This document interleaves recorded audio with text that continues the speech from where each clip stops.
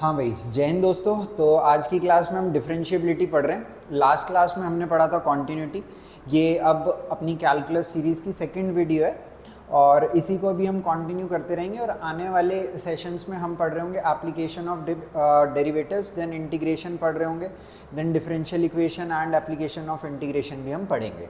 अच्छा भाई, आज की क्लास में अपने को क्या क्या पढ़ना है? देखो, डिफरेंशिएबिलिटी वैसे तो यहाँ पर लिखा हुआ है, पर इसके अंदर हमें एक चीज़ और भी पढ़नी है जिसको हम बोलते हैं derivatives. Differentiability is to check if the given function is differentiable और नॉट। जैसे हम कॉन्टिन्यूटी चेक कर रहे थे क्या कि फंक्शन कॉन्टिन्यूस है या फिर नहीं है। अच्छा, डिफरेंशिएबिलिटी में हम यही चेक करेंगे कि फंक्शन डिफरेंशिएबल है या नहीं है। इसका सेकंड पार्ट है टू कैलकुलेट इट्स डेरिवेटिव। मतलब अगर तो फंक्शन डिफरेंशिएबल है तो आप ये बताओ कि जब हम इसका डेरिवेटिव कैलकुलेट करेंगे तो वो क्या होगा। तो ये इस चैप्टर का मतलब सेकंड पार्ट रहेगा डिफरेंशिएबिलिटी वाले पार्ट में, ठीक है। अच्छा भाई, जो हम डेरिवेटिव्स निकालते हैं इसके अंदर भी हमें काफ़ी तरीके से डेरिवेटिव निकालने सीखने हैं। शुरू में तो मैं आपको कुछ डायरेक्ट फॉर्मूले बता दूंगा कि भाई साइन एक्स का ये होता है, एक्स स्क्वायर का ये होता है, रूट एक्स का ये होता है। उसके बाद हम यहाँ पे चेन रूल सीखेंगे, प्रोडक्ट रूल सीखेंगे, क्वोशिएंट रूल सीखेंगे। हालांकि ये सब चीज़ आपने 11th क्लास में भी सीखी है। यहाँ पे हम थोड़ा सा बस एल्जेब्रिक और एक्सपोनेंट और लॉगरिथमिक को थोड़ा अलग करके यहाँ पे हम पढ़ लेंगे। अच्छा भाई, और क्या सीखना है? जो हमें डेरिवेटिव्स करने होंगे उनके कुछ मेथड्स होते हैं, जैसे कि कुछ लॉगरिथमिक डिफरेंशिएशन बोल रहे होंगे, कई बार हम उसे सेकंड ऑर्डर डेरिवेटिव बोल रहे होंगे, है ना। तो इस तरीके से हम डिफरेंट एस्पेक्ट डेरिवेटिव्स के इस वीडियो में कवर करेंगे। पर उससे पहले हम डिफरेंशिएबिलिटी को समझते हैं और सबसे पहले ये समझते हैं कि अगर मैं बोल रहा हूँ कि ये पर्टिकुलर फंक्शन इस पॉइंट पे डिफरेंशिएबल है तो उसका मतलब क्या है। देखो भाई, डेरिवेटिव का मतलब होता है किसी भी फंक्शन के आउटपुट में चेंज निकालना with respect to its input के अंदर का चेंज। तो अगर मैं बोलूँ कि जो कोई भी एक फंक्शन है, सपोज y एक फंक्शन है, तो इसका डेरिवेटिव अगर मैं लिखता हूँ तो इसको मैं लिख देता हूँ dy/dx। इसका मीनिंग क्या होता है? इसका मीनिंग होता है change in y with respect to change in x। अगर मैं एक पर्टिकुलर पॉइंट पे एक फंक्शन की डिफरेंशिएबिलिटी को चेक करना चाहता हूँ तो मेरे को सिर्फ इतना चेक करना होता है, क्या इस पर्टिकुलर पॉइंट के हल्का सा राइट में जो डेरिवेटिव है वही डेरिवेटिव इसके हल्का सा लेफ्ट में है क्या। आ गई बात समझ में? इसी राइट हैंड में और लेफ्ट हैंड में डेरिवेटिव की वैल्यू को चेक करने को हम right hand derivative and left hand derivative बोलते हैं। देखो भाई, अगर मैं थोड़ा सा इसी बात को आपको ग्राफिकली समझाने की कोशिश करूं, जैसे सपोज ये एक पर्टिकुलर अपना ग्राफ था और मैं यहाँ पर डिफरेंशिएबिलिटी चेक करना चाहता था। कहाँ पर? एट पर्टिकुलर पॉइंट ए पे जो हमारे फंक्शन की वैल्यू थी ये क्या थी? एफ ए थी। अगर मैं हल्का सा राइट में चले जाऊँ यानी कि a प्लस एच पे, एच का मतलब क्या है? हल्का सा जस्ट मैं राइट में गया हूँ, तो आपको ये चीज़ रियलाइज़ करनी चाहिए क्या कि अब की बार जो मेरी आउटपुट वैल्यू होगी वो क्या होगी? F of a plus H हो जाएगी। अब मैंने अभी आपको क्या समझाया कि डेरिवेटिव का मतलब क्या है? Change in output with respect to change in input. तो अगर मैं यहाँ पे हल्का सा राइट गया था और मेरे को अगर राइट हैंड डेरिवेटिव की वैल्यू अब अपने लिखनी है तो उसको देखो मैं कैसे लिख सकता हूँ कि जो हमारा राइट हैंड डेरिवेटिव होता है, यहाँ से हमें एक राइट हैंड डेरिवेटिव का फॉर्मूला मिल जाएगा। हालांकि इस तरीके के सवाल कम पूछे जाते हैं, पर ज़्यादातर बच्चे इसको कवर भी नहीं करते डिफरेंशिएबिलिटी वाले पार्ट को। डायरेक्ट क्या करते हैं? Chain rule, product rule, quotient rule, derivatives निकालना सीख लेते हैं। पर ये भी इंपॉर्टेंट है क्योंकि आ गया तो 3 नंबर का ये आएगा और वो आपको वहाँ पर फिर दिक्कत दे सकता है। अब देखो यहाँ पे आउटपुट में क्या चेंज हुआ है? F of a plus h minus F of a, ये हमारे आउटपुट का चेंज है। यहाँ पे आउटपुट का चेंज देख रहे हो ना। और इनपुट में क्या चेंज हुआ है कि a plus h minus A. I hope ये बात समझ में आ रही होगी कि यहाँ पे हमने हल्का सा h इंक्रीज कर रखा है। फिर मैं क्या बोल रहा हूँ? हल्का सा। तो मैं यहाँ पे से बता देता हूँ कि ये हल्का सा है, लिमिट h अप्रोचेस टू 0। और इसी तरीके से यहाँ पे हम राइट हैंड डेरिवेटिव का एक फॉर्मूला कह सकते हैं, इसे डेवलप कर लेते हैं कि change in output F of a plus h minus F of A upon में चेंज इन इनपुट। यही चीज़ यहाँ पे लिखी थी, यहाँ पे ये थोड़ी सी राइट हैंड डेरिवेटिव की फॉर्म में लिखी हुई है। अब सपोज मैं इधर ही राइट में ना जाके लेफ्ट में आ जाता तो a में से जब कुछ मैं घटाऊंगा तभी तो उसके लेफ्ट में आ पाऊंगा। तो सपोज मैं कितने पे आ गया? a माइनस एच पे आ गया। अब यहाँ पे हमारे जो आउटपुट की वैल्यू होगी वो क्या होगी? F of A minus H. अगर अब की बार मैं चेंज कैलकुलेट करने की कोशिश करूं तो आउटपुट में ये चेंज है और इनपुट में ये चेंज है। तो देखो इसको मैं माइनस की फॉर्म में ही लिखता हूं, देन सिंप्लीफाई कर लेंगे अगर कोई दिक्कत आती है तो। और यहाँ पे इस लेफ्ट हैंड वाले डेरिवेटिव को हम क्या बोलते हैं, LHD बोल देते हैं भाई, ठीक है। अब देखो आउटपुट में क्या चेंज आया, f of a minus F of a minus H, क्योंकि बड़े में से छोटा घटा रहा हूँ, बड़े में से छोटा घटा रहा हूँ, अपॉन में यहाँ पे क्या है a माइनस एच। लिमिट यहाँ पे भी अगेन मैं बता देता हूँ कि जो h था वो लगभग कितना था, 0 था, यानी कि मैं हल्का सा ही लेफ्ट में गया था, ऐसा नहीं है कि बहुत लेफ्ट में चले गया। अब यहाँ से a से a काट दूंगा और h की वैल्यू कितनी आ जाएगी, यहाँ पे ये नेगेटिव नेगेटिव पॉजिटिव हो जाएगा, तो ये हो जाएगा f of a minus F of a minus H upon में h।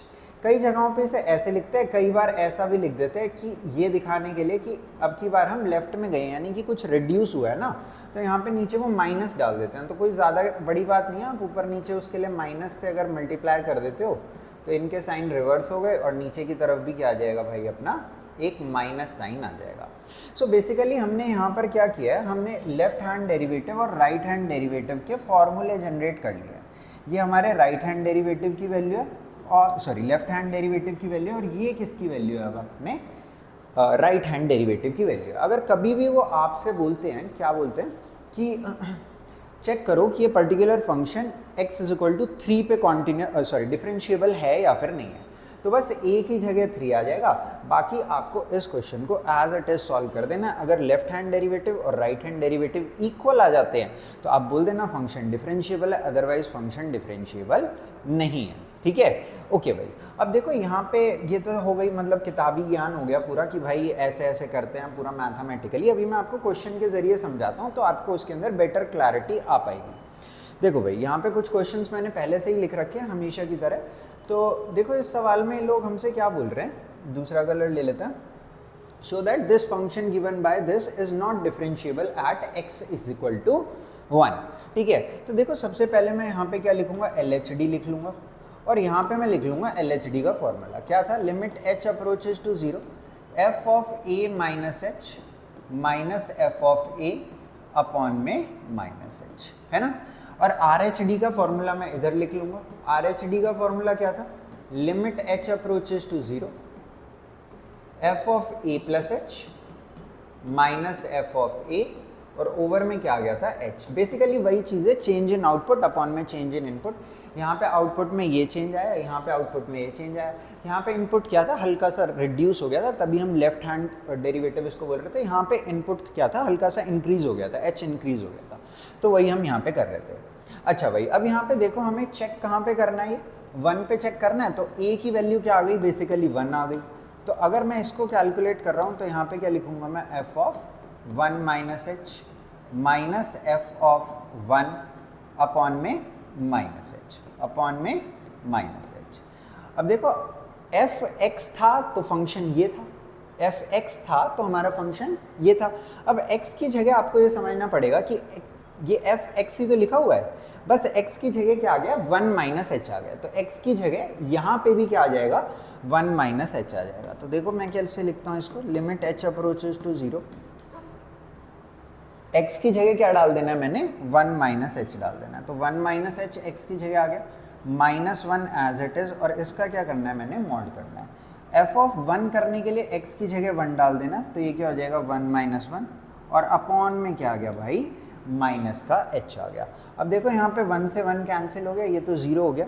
अच्छा अब यहाँ पे मेरे को एक चीज़ बताओ, माइनस एच का मॉड क्या हो जाएगा, h हो जाएगा। तो ये बेसिकली क्या बन गया, h बाय माइनस एच, यानी कि ये किसके इक्वल आ गया, -1 के इक्वल आ गया। अगर मतलब आप थोड़ा सा डेप्थ में जाओगे तो आप ये रियलाइज़ करोगे जो भी ये हमारा कर्व है 1 के हल्का सा लेफ्ट में जो इसका स्लोप होगा वो कितना रहेगा, -1 होगा। वही मीनिंग होता है किसका, डेरिवेटिव का। dy बाई dx से हम हमेशा क्या कैलकुलेट कर रहे होते हैं, स्लोप कैलकुलेट कर रहे होते हैं। जिस भी पर्टिकुलर पॉइंट पे हमें फंक्शन को डिफरेंशिएबल प्रूव करना है, उस पॉइंट के हल्का सा लेफ्ट में और हल्का सा राइट में जो हमारा स्लोप है वो क्या होना चाहिए, सेम होना चाहिए, तभी हम सिर्फ उस फंक्शन को क्या बोल सकते हैं, डिफरेंशिएबल बोल सकते हैं। By slope I mean that slope क्या होता था, dy बाई dx होता था, या फिर और अगर मतलब जैसे कि आप 11th क्लास में बिल्कुल ही चले जाओ तो y2 माइनस y1 अपॉन में x2 माइनस x1 होता था। यहाँ पे भी क्या मतलब था, चेंज इन y अपॉन में change in x। Change in y मतलब चेंज इन आउटपुट और चेंज इन x मतलब चेंज इन इनपुट। वहीं से हमने ये फॉर्मूला जनरेट किया, इसमें वैल्यू पुट करी और हमें क्या मिला, -1 मिला। एक बार इधर भी देखते हैं भाई, देखो लिमिट h अप्रोचेज टू 0। सबसे इंपॉर्टेंट स्टेप तो सॉरी ये वाला नहीं है, इससे अगला है। हम 1 पे चेक कर रहे हैं तो ये a की जगह कितना आ गया, 1 आ गया। अच्छा भाई अब यहाँ पे देखो थोड़ा सा समझने की कोशिश करना कि f(x) के बारे में हमें जानकारी है, पर हमें को किस चीज़ की वैल्यू निकालनी है, f1 प्लस h की निकालनी है। यानी कि x की जगह हमने क्या लिखना है, 1 प्लस h लिखना है। तो x की जगह अगर 1 प्लस h आ रहा है तो यहाँ पे भी x की जगह क्या आ जाएगा, 1 प्लस h आ जाएगा। तो देखो ये क्या हुआ, 1 प्लस h -1 f1 है तो x की वैल्यू 1 हो गई, तो यहाँ भी क्या डल जाएगी, 1 डल जाएगी। 1 - 1 अपॉन में h, 1 से 1 कैंसिल, 1 - 1 इज 0, h का मॉड इज h और नीचे भी क्या लिखा हुआ है, h लिखा हुआ है। अब अगर आप यहाँ पे देखोगे तो LHD की वैल्यू कितनी आ रही थी, -1, और RHD की वैल्यू अपनी कितनी आ गई है, 1। तो अब मैं सिंपली बोल सकता हूँ as LHD is not equals to RHD, therefore the given function is not differentiable at x is equal to 1। अच्छा एक चीज़ और ध्यान रखना आप लोग, क्या कॉन्टिन्यूटी में हम 3 चीज़ कैलकुलेट करते थे, एक हम LHL कैलकुलेट करते थे, एक RHL कैलकुलेट करते थे, और एक f ऑफ a यानी कि functional value at point a calculate करते थे। पर यहाँ पे सिर्फ हम लेफ्ट और राइट में ही देख रहे हैं, इसके अलावा कोई एस्पेक्ट नहीं है। ये दोनों को इक्वल होना पड़ेगा, तभी हम फंक्शन को क्या बोल सकते हैं, डिफरेंशिएबल बोल सकते हैं। आई होप आपको ये क्वेश्चन समझ में आ गया होगा। अगर नहीं भी आया तो I have more questions of the same type, मतलब सेम टाइप नहीं, हल्के हल्के से अलग हैं, पर मतलब कि सेम डिफरेंशिएबिलिटी के, क्योंकि डिफरेंशिएबिलिटी के ज़्यादा क्वेश्चन मिलते नहीं हैं, तो मैंने यहाँ पे अभी 4-5 क्वेश्चन डाल दिए ताकि आपकी थोड़ी प्रैक्टिस हो पाए। देखो बोल रहे discuss the differentiability of this function at x is equal to 1। तो देखो मेरे को ज़्यादा कुछ नहीं आता, मेरे को एक LHD का फॉर्मूला बता रखा है किसी ने, और दूसरा किसने बता रखा है, दूसरा क्या बता रखा है, RHD का फॉर्मूला बता रखा है। यहाँ पे देखा था ना हमने कि LHD क्या होता है, RHD क्या होता है, चेंज इन आउटपुट अपॉन में चेंज इन इनपुट RHD, और चेंज इन आउटपुट अपॉन में चेंज इन इनपुट क्या होता है, LHD होता है। Okay guys. अच्छा भाई तो देखो LHD के अंदर अगेन यहाँ पे मैं फॉर्मूला लिख देता हूँ, अब की बार थोड़ा सा डायरेक्ट लिखूंगा।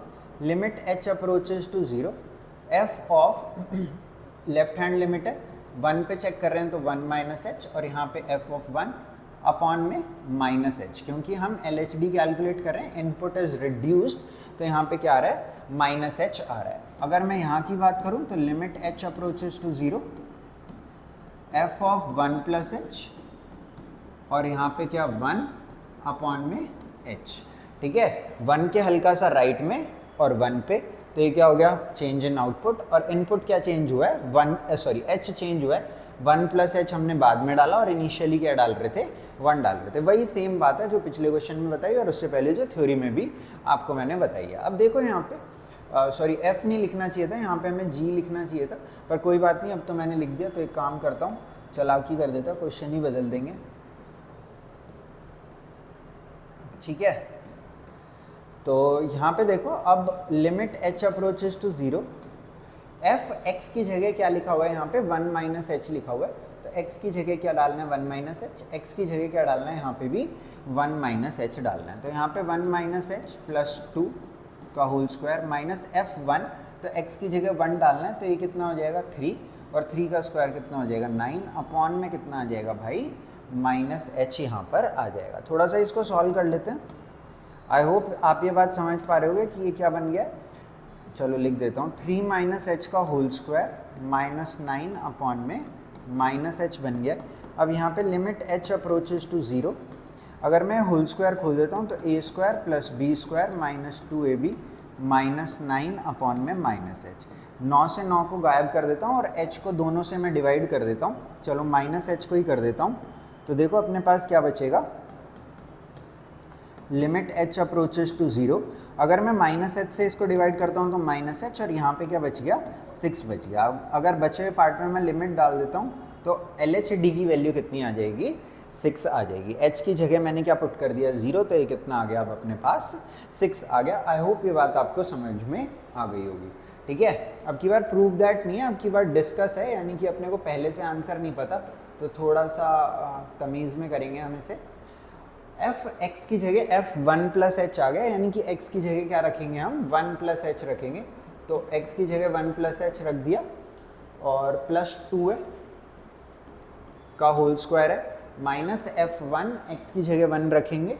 ठीक है, x की जगह 1, तो यहाँ भी x की जगह 1, तो ये 3, और 3 का स्क्वायर कितना हो गया, 9 हो गया, और अपॉन में क्या आ गया, h आ गया। यहाँ पे भी सेम करते हैं, लिमिट h अप्रोचेस टू 0, ये 3 प्लस h का होल, चलो लिख देता हूँ कोई नहीं, -9 अपॉन में h।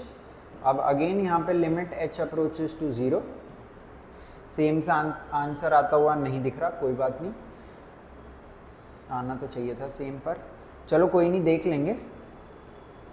9 plus h square plus 6h minus 9 upon में h, 9 से 9 गायब, लिमिट h अप्रोचेस टू 0,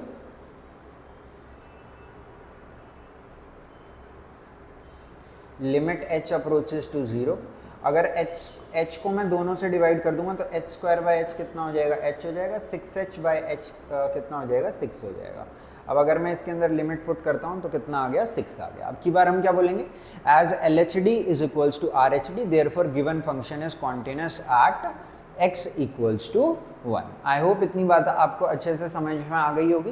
ये बिल्कुल बेसिक कॉन्सेप्ट है कि डिफरेंशिएबिलिटी होता क्या है। अच्छा भाई देखो, यहाँ पे मैंने एक और क्वेश्चन दिया है। ठीक है, यहाँ पे देखो अपने पास ऑप्शंस अवेलेबल हैं। देखो एक तरीका तो आपको मैंने बता ही दिया, कॉन्टिन्यूटी लास्ट क्लास में बता चुका हूँ कैसे चेक करते हैं, और डिफरेंशिएबिलिटी अभी अभी मैंने आपको बता दिया। देयर इज़ अनदर मेथड, इस मेथड का नाम है जुगाड़ मेथड। देखो भाई सीधी सी एक मेरी बात आप ये समझो, अगर कोई फंक्शन डिफरेंशिएबल है तो उसका डेरिवेटिव एग्जिस्ट करेगा, यही होता है ना इसका मतलब। तो मैं एक काम करता हूँ कि इसका डेरिवेटिव जो एग्जिस्ट कर रहा है उसकी वैल्यू कैलकुलेट कर देता हूँ। अच्छा भाई, सबसे पहले उससे पहले मैं यहाँ पे कॉन्टिन्यूटी को डिस्कस करता हूँ। तो कॉन्टिन्यूटी को मैं एक बार डिस्कस पहले कर लेता हूँ, और कॉन्टिन्यूटी डिस्कस करने में ज़्यादा इसके अंदर कुछ नहीं है। अगर मैं LHL की बात करूँगा तो 4 इसके अंदर सीधा भर देता हूँ। ठीक है, LHL में यही वाला फंक्शन लगेगा, तो 4 2 8 प्लस 3 कितना आ गया, 11 आ गया। अगर मैं RHL की बात करता हूँ तो ये वाला फंक्शन लगेगा, तो ये कितना हो गया, 4 का स्क्वायर 16 माइनस 5 11। ठीक है, और अगर मैं फंक्शनल वैल्यू की बात करता हूँ यानी कि F4 की, तो उसके अंदर भी मैं यहाँ पे 4 भर दूंगा, तो ये भी कितना आ गया, 11 आ गया। तो ये कॉन्टिन्यूस तो है भाई, ये बात पक्की है। ठीक है, आगे इतना समझ में आपको। अभी मैं डायरेक्ट कर रहा हूँ, मतलब थोड़ा सा अगर आपको प्रॉपरली देखना है कि कॉन्टिन्यूटी कैसे प्रूव करते हैं किसी भी फंक्शन की, तो आप पिछली वीडियो जाके देख सकते हैं, वहाँ पे मैंने प्रॉपरली लिमिट्स के साथ LHL RHL को अच्छे से कैलकुलेट किया, पर यहाँ पे उतनी नीड भी नहीं है इनफैक्ट। ठीक है, तो मैं थोड़ा सा डायरेक्ट कर दिया। अच्छा भाई, अगर मैं यहाँ पे डिफरेंशिएबिलिटी की बात करूँ तो मेरे को एक सीधी सी चीज़ बताओ, डिफरेंशिएबिलिटी में 2 चीज़ हमने पढ़ी थी, एक पढ़ी थी LHD और दूसरी क्या पढ़ी थी, RHD। अब मैं क्या बोल रहा हूँ, एक तो मैंने आपको फॉर्मूला बताया f of a plus h minus f, जो भी वो पूरी लंबी कहानी थी। दूसरा मैं ये बोल रहा हूँ कि अगर तो ये फंक्शन डिफरेंशिएबल है तो इसका डेरिवेटिव एग्जिस्ट करेगा, उसकी वैल्यू होगी, और उसकी वैल्यू LHD में और RHD में क्या होनी चाहिए, सेम होनी चाहिए, तभी हम क्या बोल पाएंगे फंक्शन क्या है, डिफरेंशिएबल है। तो देखो LHD यानी कि x की वैल्यू जब 4 से हल्की सी छोटी है तो फंक्शन ये है। अगर मैं इसके डेरिवेटिव की बात करूं तो इसका डेरिवेटिव आपको एक चीज़ समझ में आ रही है, 2 होता है। थोड़ा बेसिक डेरिवेटिव आप 11th क्लास से जानते होंगे, अदरवाइज़ अगर नहीं जानते हैं तो अभी आने वाले मतलब क्लास में मतलब 15-20 मिनट में ही जान जाएंगे, टेंशन मत लो। सो इसका डेरिवेटिव कितना हो गया, 2 हो गया। और अगर मैं नीचे वाले का यानी कि x की वैल्यू जब 4 से हल्की सी बड़ी है तो इसका डेरिवेटिव देखूँ तो इसका कितना डेरिवेटिव है, 2x है। अच्छा, हम चेक कहाँ पे कर रहे हैं, 4 पे चेक कर रहे हैं, x इज इक्वल टू 4 पे, तो ये कितना आ गया, 8 आ गया। यानी कि इसके LHD की वैल्यू 2 आ रही है और RHD की वैल्यू कितनी आ रही है, 8 आ रही है। ठीक है, सो हम यहाँ पे कहेंगे फंक्शन कॉन्टिन्यूस तो है पर ये डिफरेंशिएबल नहीं है। ठीक है, तो क्या लिख देंगे, continuous and not differentiable. I hope आपको समझ में आ गया होगा। ये इस क्वेश्चन को करने का प्रॉपर मेथड नहीं है, मैं अगेन बता रहा हूँ, पर क्योंकि ये एमसीक्यू में था इसलिए मैंने इसको ऐसा किया है। अदरवाइज अगर आप इसे प्रॉपर करने जाओगे तो आपका 1-1.5 पन्ना इसके अंदर भर जाएगा और मतलब 1 मार्क के लिए उतना वर्थ इट नहीं है। तो मैंने थोड़ा सा आपको एक शॉर्टकट टाइप बता दिया है कि अगर आपको किसी भी फंक्शन की डिफरेंशिएबिलिटी चेक करनी है तो उसका डेरिवेटिव निकाल दो, इसका डेरिवेटिव 2, इसका डेरिवेटिव 2x। कहाँ पे चेक कर रहे हैं, 4 पे, तो x की वैल्यू 4 डाल दी तो कितना आ गया, 8 आ गया। आई होप इतनी बात आपको समझ में आ गई होगी। अच्छा, एक चीज़ आपको मैं यहाँ पे और भी बता देता हूँ, चलो क्या बताता हूँ। एक घर है, एक क्या है, घर है, इसके अंदर 3 फ्लोर हैं। पहले फ्लोर का नाम है लिमिट, दूसरे फ्लोर का नाम है कॉन्टिन्यूटी और तीसरे फ्लोर का नाम है डिफरेंशिएबिलिटी। अब देखो मैं यहाँ से समझाना क्या चाह रहा हूँ या कन्वे क्या करना चाह रहा हूँ आपको, मैं ये बोल रहा हूँ कि अगर किसी फंक्शन की लिमिट एग्जिस्ट करती है, किसी घर की फर्स्ट फ्लोर है, तो क्या वो गारंटी करता है उसका सेकंड और थर्ड फ्लोर भी होगा? नहीं करता, क्योंकि फर्स्ट फ्लोर के भी तो घर होते हैं ना भाई, ठीक है। तो हो सकता है सिर्फ ये फर्स्ट फ्लोर का घर हो, पर अगर कोई फंक्शन ऐसा है जो कॉन्टिन्यूस है, समझ रहे हो, यानी कि अगर किसी घर की सेकंड मंजिल एग्जिस्ट कर रही है तो क्या ये गारंटी करता है कि उसकी फर्स्ट मंजिल भी एग्जिस्ट करेगी? बिल्कुल करता है। यानी कि अगर कोई फंक्शन कॉन्टिन्यूस है तो उसकी लिमिट तो एग्जिस्ट करेगी ही करेगी, कॉन्टिन्यूस होना सेकंड स्टेप है। सेम, अच्छा अगर वो कॉन्टिन्यूस है तो क्या ये गारंटी करेगा कि वो डिफरेंशिएबल है? यानी किसी घर की अगर सेकंड फ्लोर एग्जिस्ट करता है, क्या ये गारंटी करता है कि उसका थर्ड फ्लोर भी होगा? बिल्कुल भी ये गारंटी नहीं करता। समझ रहे हो आप इस बात को? नहीं समझ रहे? तो यही चीज़ बस हमें यहाँ पे थोड़ी सी देखनी है, ठीक है। अब अगर कोई फंक्शन है जो कि डिफरेंशिएबल है, अगर कोई फंक्शन है जो डिफरेंशिएबल है, क्या मैं ऐसा बोल सकता हूँ उसकी लिमिट भी एग्जिस्ट करेगी और वो कॉन्टिन्यूस भी होगा? अगर कोई घर ऐसा है जिसका थर्ड फ्लोर एग्जिस्ट करता है, तो क्या मैं ऐसा बोल सकता हूँ उसका फर्स्ट फ्लोर भी होगा और सेकंड फ्लोर भी होगा? सिंपल सी चीज़ ये समझाना चाहता हूँ, अगर कोई फंक्शन डिफरेंशिएबल है तो वो कॉन्टिन्यूस होगा ही होगा। पर अगर कोई फंक्शन कॉन्टिन्यूस है तो वो ये गारंटी नहीं करता कि वो डिफरेंशिएबल भी होगा। यानी कि every differentiable function is continuous but every continuous function is not differentiable. ऐसे याद रखोगे तो ज़्यादा अच्छा रह जाएगा याद, ठीक है। देखो भाई, फिर क्या बोल रहे हैं, discuss the continuity of this function, ठीक है। दोनों मेथड से करने को मैं इसकी कॉन्टिन्यूटी को डिस्कस कर सकता हूँ, ठीक है। देखो सबसे पहली चीज़ आप ये समझ लो कि मॉड के साथ डील करना मतलब कि काफ़ी डिफ़िकल्ट काम है। अच्छा भाई, और दूसरी चीज़ आपको यहाँ पे जो रियलाइज़ करनी चाहिए वो ये है कि इन्होंने हमें पॉइंट नहीं दिया जहाँ पे हम डिफरेंशिएबिलिटी इसकी डिस्कस करें, ठीक है। तो आप ये चीज़ समझो, अच्छा कॉन्टिन्यूटी भी डिस्कस करनी है और डिफरेंशिएबिलिटी भी डिस्कस करनी है, दोनों ही चीज़ डिस्कस करनी है। अच्छा यहाँ पे एक ऑटोमेटिक चीज़ तो ये है कि अगर फंक्शन कॉन्टिन्यूस नहीं हुआ तो डिफरेंशिएबल हो ही नहीं सकता। अगर कोई घर ऐसा है जिसका सेकंड फ्लोर एग्जिस्ट नहीं करता तो ऑटोमेटिकली ये गारंटी कर देगा कि उसका थर्ड फ्लोर भी नहीं है, ठीक है। तो देखो एक एक करके दोनों चीज़ों के साथ डील करते हैं। सबसे पहले कॉन्टिन्यूटी के साथ डील कर लेंगे। देखो सबसे पहले मैं इस फंक्शन को रीडिफाइन करने की कोशिश करूँगा, यानी कि fx is equal to mod x को। देखो मॉड मेरे को बहुत इरिटेट करता है, तो मैं इस मॉड को हटाना चाहता हूँ। कभी भी आपको मॉड को हटाना है तो अपने दिमाग में वो वैल्यू लाने की कोशिश करो जहाँ पे मॉड के अंदर जो लिखा हुआ है वो जीरो हो जाए। फॉर एग्जांपल यहाँ पे जो मॉड के अंदर लिखा हुआ है वो किस x की वैल्यू के लिए जीरो होगा? आप कहोगे sir x is equal to 0 पे ही वो जीरो हो जाएगा। समझ रहे हो आप ये बात? अगर सपोज मॉड लिखा होता कुछ ऐसे पे तो आप कहते sir x is equal to 1 पे इसे ब्रेक करो। अगर सपोज लिखा होता 2x माइनस 3 पे मॉड ऐसे लिखा रहता तो आप कहते सर 3/2 पे इसको ब्रेक करो। अगर सपोज ऐसा कहीं लिखा रहता x² माइनस 3x प्लस 2, अब थोड़ा बहुत आप इसे जब फैक्टराइज करते तो आपको पता चलता है अंदर वाला पार्ट 1 और 2 दोनों पे ही जीरो हो रहा है, तो आप इसको कहाँ पे ब्रेक करते? 1 और 2 दोनों पे ब्रेक करते। हालांकि अभी के लिए इंपॉर्टेंट क्या है कि अंदर वाला पार्ट 0 पे ब्रेक जीरो हो रहा है, तो मैं यहाँ पे इसे 0 पे ब्रेक कर लेता हूँ। तो x is equal to greater than 0 पे कुछ और है और लेस देन 0 पे कुछ और है। अब देखो खोलने का तरीका क्या है, ये x तो x ही है, ये तो कोई टेंशन नहीं दे रहा, मॉड x टेंशन दे रहा है। x से बड़ी अगर कोई वैल्यू अगर मैं इस x के अंदर डालता हूँ, जैसे सपोज मैंने 3 डाली, तो ये मॉड कुछ करेगा? मॉड का काम क्या होता है? नेगेटिव को पॉजिटिव बनाना। अगर तो वो चीज़ ऑलरेडी ही पॉजिटिव है तो मॉड क्या करेगा? उसके अंदर कुछ कर ही नहीं पाएगा। समझ रहे हो आप ये बात? तो यहाँ पे इस मॉड का कोई काम नहीं बचता अगर तो इनपुट जो है वो ग्रेटर देन 0 है। यानी कि ये क्या हो जाएगा? x इंटू में ये वाला x आ गया और ये वाला भी x ही हो गया। तो बेसिकली जब x की वैल्यू ग्रेटर देन 0 है, तो हमारा ये जो फंक्शन है क्या बन जाता है, एक्स स्क्वायर बन जाता है। आ गई बात समझ में। अच्छा भाई, ऐसे ही एक x की वैल्यू लेस देन 0 यानी कि नेगेटिव लेके देख लेते हैं। अगर आप लेस देन 0 कोई वैल्यू लेते हो, जैसे सपोज आपने -5 ले ली, क्या अब ये मॉड कुछ करेगा भाई, बहुत ज़्यादा ही करेगा। -5 को क्या बनाना है, इसे +5 बनाना है। अगर -5 को इसे +5 बनाना है तो कैसे बनाएगा, नेगेटिव से मल्टीप्लाई करके बनाएगा, है ना, और तो कोई उपाय होता नहीं है नेगेटिव को पॉजिटिव बनाने का, ठीक है। तो मैं यहाँ पे बोल रहा हूँ कि x इंटू में ये अब जो x है ये क्या हो जाएगा, -x हो जाएगा। अब देखो क्या कह रहा हूँ, थोड़ा समझने की कोशिश करना। आप x में एक नेगेटिव वैल्यू डालोगे, यहाँ पे वो नेगेटिव वैल्यू डाली, जैसे सपोज आपने -5 डाली, वो माइनस इस माइनस से टकराएगा और पॉजिटिव बन जाएगा। वही तो ये मॉड भी कर रहा था, समझ में आई बात। पर ये सिर्फ कब वैलिड है, जब x क्या है, एक नेगेटिव वैल्यू है। सो ये बेसिकली अब कितना हो जाएगा, ये हो जाएगा -x²। आई होप इतनी बात आपको समझ में आ गई। अब इनकी कॉन्टिन्यूटी हो चाहे डिफरेंशिएबिलिटी हो, चेक करना बहुत बड़ी बात नहीं है। देखो भाई, एट x = 0 मैं इसकी कॉन्टिन्यूटी को डिस्कस कर रहा हूँ। तो देखो भाई, यहाँ पे मैंने लिख लिया LHL, यहाँ लिख लिया मैंने RHL और यहाँ पे लिख लिया मैंने F0 में मैंने यहाँ पे डायरेक्टली x की जगह 0 डाला, तो आंसर कितना आ गया, 0 आ गया।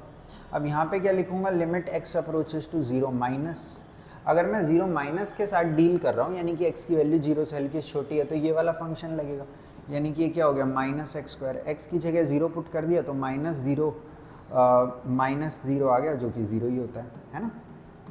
अब यहाँ पे limit x approaches to 0 plus लिख लिया, 0 प्लस है तो x² होगा, तो 0 का स्क्वायर 0 ही हो गया अगेन। तो यहाँ पे हम देख सकते हैं LHL किसके इक्वल है, RHL के इक्वल है, और ये किसके इक्वल है, F0 के इक्वल है। तो हमारा फंक्शन क्या हो गया, कॉन्टिन्यूस हो गया इस हिसाब से, ठीक है। अच्छा भाई, अब इसी तरीके से हम डिफरेंशिएबिलिटी भी डिस्कस कर लेते हैं। डिफरेंशिएबिलिटी के मैंने आपको 2 फॉर्मूले बताए हैं और साथ ही साथ एक जुगाड़ भी बताया। जुगाड़ क्या बताया था कि इसका डेरिवेटिव कर दो, -2x आ रहा है, इसका डेरिवेटिव कर दो, 2x आ रहा है। आप कहोगे ये सर ये डिफरेंशिएबल नहीं है क्योंकि ये 2x है और ये -2x है, पर ध्यान से रुको जरा, सब्र करो। देखो हमें चेक कहाँ पे करना है, 0 पे, तो इसका डेरिवेटिव कितना हो गया, 0 हो गया, और इसका डेरिवेटिव भी कितना हो गया, 0 हो गया। यानी कि इसकी राइट हैंड लिमिट और लेफ्ट हैंड लिमिट दोनों की ही वैल्यू कितनी निकल के आएगी, आखिर में 0 ही निकल के आएगी, और ये डिफरेंशिएबल भी हो जाएगा। आप चाहो तो इसको चेक कर सकते हो, अच्छे से मैं करके दिखा देता हूँ एक बार। मैंने यहाँ लिख लिया LHD में हम क्या लिखते हैं, limit h approaches to 0 f of a plus h, sorry a minus h, तो यहाँ पे मैं लिख देता हूँ 0 माइनस एच माइनस F0, और अपॉन में क्या आ जाता है, -h आ जाता है ना। RHD में हम क्या लिखते हैं, limit h approaches to 0 f of 0 plus h minus F0, और अपॉन में क्या आ जाता है, +h आ जाता है, ठीक है। अगर x की जो वैल्यू है, जो इनपुट हो रहा है इसके अंदर, वो 0 से हल्का सा भी क्या है, छोटा है, वो 0 से हल्का सा भी क्या है, छोटा है, तो हमें ये वाला फंक्शन ट्रीट करना है। तो मैं यहाँ पे x की जगह क्या डालूंगा, -h डालूंगा, तो -h²। अगर 0 है तो डायरेक्टली 0 ही आ गया, और नीचे क्या आ गया, -h आ गया, तो ये क्या आ गया, -h² अपॉन में -h। समझ रहे हो, नहीं समझ रहे, लिमिट जब तक अप्रोच नहीं होगी तब तक आपको लिखते जानी है, ठीक है। माइनस से माइनस कैंसिल, h से h कैंसिल। अब जो बचा हुआ है इसमें लिमिट पुट करोगे तो 0 आ जाएगा, यानी कि LHD की वैल्यू कितनी है, 0 है। देखो मैंने भी वही लिखा था यहाँ पे, ठीक है। लिमिट h अप्रोचेस टू 0, अब की बार 0 से हमारी वैल्यू क्या है, बड़ी है, तो बड़ी है तो ये वाला फंक्शन, ठीक है। तो fx की जगह क्या आएगा अब की बार, x², और x की जगह आपने क्या डालना है, h डालना है, तो ये क्या आ गया, h², और F0 कितना हो गया, 0 हो गया, अपॉन में क्या आ गया, h आ गया, ये कैंसिल हो गया, ठीक है। तो ये कितना हो गया, h²/h, एक h से एक h कैंसिल, बचे हमें लिमिट पुट कर दी, तो RHD की वैल्यू भी कितनी आ गई भाई, यहाँ पे 0 आ गई। आई होप समझ में आ गया होगा पूरा, ठीक है। अच्छा भाई आगे चलते हैं, ये थोड़ा बढ़िया सवाल है, चलो इसको देख लेते हैं एक बार। इसके अंदर बोल रहे हैं कि ये फंक्शन जो है वो डिफरेंशिएबल है 1 पे। मैं आपको एक बार इसे जुगाड़ मेथड से करके, चलो दोनों से करके दिखाता हूँ, कोई दिक्कत नहीं है। सबसे पहले आपको ये देखना है कि ये फंक्शन क्या है, कॉन्टिन्यूस है। क्यों? क्योंकि अगर गिवन फंक्शन डिफरेंशिएबल है तो वो कॉन्टिन्यूस तो होगा ही होगा, तभी वो डिफरेंशिएबल हो सकता है। मैंने बताया ना, किसी घर का अगर 3rd फ्लोर एग्जिस्ट कर रहा है तो ये बात पक्की है उसका नीचे वाला यानी कि 2nd फ्लोर भी एग्जिस्ट करता ही करता है, ठीक है। देखो भाई अब इधर तो कॉन्टीन्यूटी के लिए मैंने LHL लिखा, RHL लिखा और यहाँ पे क्या लिखा, F1 लिखा। F1 पे अगर मैं इसकी वैल्यू निकालना चाहूँ तो 1 का स्क्वायर प्लस 3 इंटू में 1 प्लस a, यानी कि 4 प्लस a क्या आ गई अपनी F1 की वैल्यू आ गई। अगर मैं LHL की वैल्यू निकालना चाहूँ तो limit x approaches to 1 minus लिखूंगा और यहाँ पे क्या लिखूंगा, limit x approaches to 1 plus लिखूंगा। अगर x की वैल्यू जो 1 से बड़ी है अगर हल्की सी, तो ये वाला फंक्शन होगा यहाँ पे, तो bx प्लस 2 आ गया यहाँ से। अब 1 डाल दिया तो यहाँ पे कितना आ गया, b प्लस 2 आ गया, समझे। अब 1 माइनस की बात अगर मैं करता हूँ तो, अगर मैं 1 माइनस की बात करता हूँ तो ये वाला फंक्शन चलेगा इसमें, क्योंकि x क्या है, 1 से हल्का सा छोटा है। x की वैल्यू अगर 1 से छोटी है तो हम कौन सा फंक्शन ले लेंगे, ये वाला ले लेंगे। अगर x की वैल्यू 1 से बड़ी है तो हम ये वाला फंक्शन ले लेंगे, ठीक है। तो अभी 1 से छोटी की बात हो रही थी, 1 माइनस की बात हो रही थी। अब अगर मैं इसमें 1 पुट कर दूं तो 1 प्लस 3 प्लस a यानी कि 4 प्लस a आ गया अपने पास, ठीक है। तो ये कितना हो गया, 4 plus a is equals to b plus 2, यानी कि a माइनस b की वैल्यू कितनी आ गई, -2। ये हमारी फर्स्ट इक्वेशन बन गई। आ गया समझ, नहीं आ गया समझ, ओके रिपोर्ट है। चलूँ आगे। तो ये तो हमने मतलब जो उन्होंने दिया था उसका अभी तक इस्तेमाल भी नहीं किया, पर इसी से हमने एक इम्प्लीकेशन निकाल ली कि अगर डिफरेंशिएबल है तो पक्का से कॉन्टिन्यूस भी रहा होगा, और अगर कॉन्टिन्यूस रहा है तो मैंने इसको यूज़ कर लिया, ठीक है, शाबाश। अब देखो डिफरेंशिएबल के लिए मैंने आपको बताया LHD और RHD। अब ये थोड़ा सा डिफ़िकल्ट मेथड है, मैं आपको एक ईजी मेथड भी बताऊँगा, ठीक है, तो उससे आपको मतलब लाइफ थोड़ी सी स्मूथ हो जाएगी। सो यहाँ पे लिमिट h अप्रोचेस टू 0, कहाँ पे चेक कर रहे हैं, 1 पे, तो f of 1 minus H minus F1 upon में माइनस h आ जाएगा, समझे नहीं समझे। अब देखो x की वैल्यू जो है वो 1 से हल्की सी छोटी है, तो ये वाला फंक्शन यहाँ पे यूज़ होगा। पर देखो x की जगह क्या लिखा हुआ है, 1 माइनस एच लिखा हुआ है, यानी कि x की जगह आपको क्या डालना है, यहाँ पे 1 माइनस एच डालना है। तो यहाँ पे देखो क्या होगा, 1 माइनस एच का होल स्क्वायर प्लस 3 इंटू में 1 minus H plus a minus F1। देखो F1 की वैल्यू अब कैसे निकालेंगे कि x की जगह हम क्या डाल देंगे इसमें 1, तो 1 प्लस 3 यानी कि 4 प्लस a आ जाएगा यहाँ पे। समझ में आ गया, नहीं आ गया समझ में। और अपॉन में क्या है यहाँ पे, माइनस h है। क्लियर है इतना आप लोगों को, मतलब बहुत ही गंदी कैलकुलेशन दिख रही है तो, पर कोई बात नहीं, सह लेंगे हम। 1 plus H square minus 2h plus 3 minus 3h minus 4 upon में माइनस h। तो यहाँ पे से अगर आप देखो तो ये 4 हो गया और 4 से 4 कैंसिल। अगर इस माइनस h को, चलो लिख देता हूँ एक बार, h square minus 5h upon में माइनस h, तो ये कितना हो गया, माइनस h प्लस 5 हो गया। अगर आप इसके अंदर लिमिट पुट कर देते हो तो ये कितना आ जाएगा आपका, कैलकुलेट होके 5 आ जाएगा। हर जगह लिमिट पुट लिखना ज़रूरी है। Limit h approaches to 0, limit h approaches to 0। जब तक लिमिट पुट नहीं करोगे ना भाई, उसको लिखते जाना, अदरवाइज फिर आपकी मैडम नाराज़ हो जाएगी। लिमिट h अप्रोचेस टू 0, थोड़ा सा इसको छोटा कर देते हैं।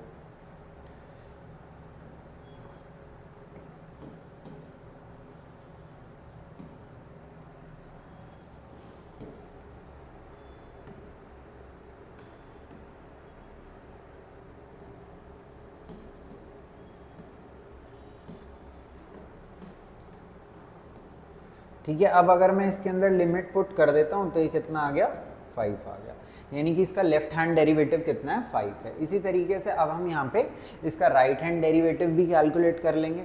चलो मैं कर ही देता हूँ। लिमिट b आएगी वैसे इसकी वैल्यू, आप कहोगे सर आप पहले से याद करके आए हो, नहीं भाई पहले से याद नहीं करके आया, मैंने अभी यहाँ से देख के कैलकुलेट कर ली। इतना फास्ट कैसे कर ली सर, अभी 1 सेकेंड में बता रहा हूँ, बल्कि बता ही चुका हूँ, जुगाड़ मेथड बताया था ना, तो उसी से मैंने थोड़ा सा वो फास्ट कैलकुलेट कर लिया, ठीक है। इनफैक्ट मैंने a और b की भी वैल्यू कैलकुलेट कर ली है, पर तो मैं अभी बताऊंगा नहीं।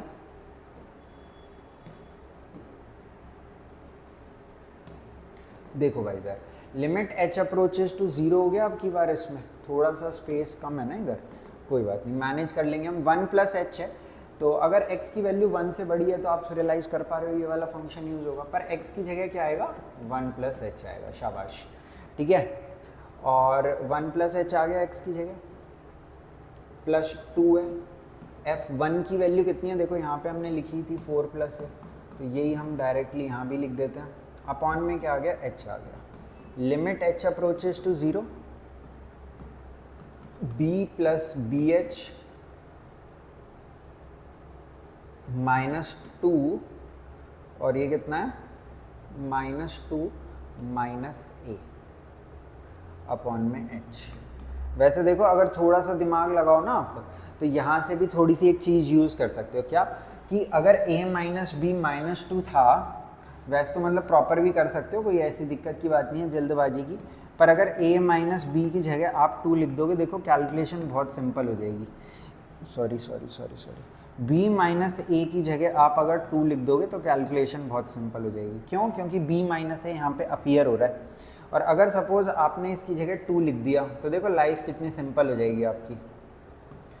b माइनस ए की जगह 2 लिख दिया, सो 2 प्लस बी एच -2 अपॉन में h। 2 से 2 कैंसिल हो गया, अब h से h कैंसिल हो गया, यानी कि इतना आ गया, b आ गया। और LHD और RHD इक्वल है, तो यहाँ से आप बोलोगे सर b कितना है, 5 है। और अगर b 5 है तो a कितना आ गया, 3 आ गया। आई समझ में या नहीं आई समझ में? अब देखो मैं दूसरे तरीके से आपको बताता हूँ, ज़्यादा टेंशन लेने की ज़रूरत नहीं है। अगर हम यहाँ पे लिमिट की बात करें, डायरेक्ट 1 पुट करो, कितना आंसर आ गया, b + 2 आ गया। समझे नहीं समझे? अगर हम लिमिट की बात करें, डायरेक्ट 1 पुट करो, क्योंकि 0/0 फॉर्म ही नहीं बन रही यार, तो हम इतना ये टेंशन नहीं पालना चाहते, ठीक है।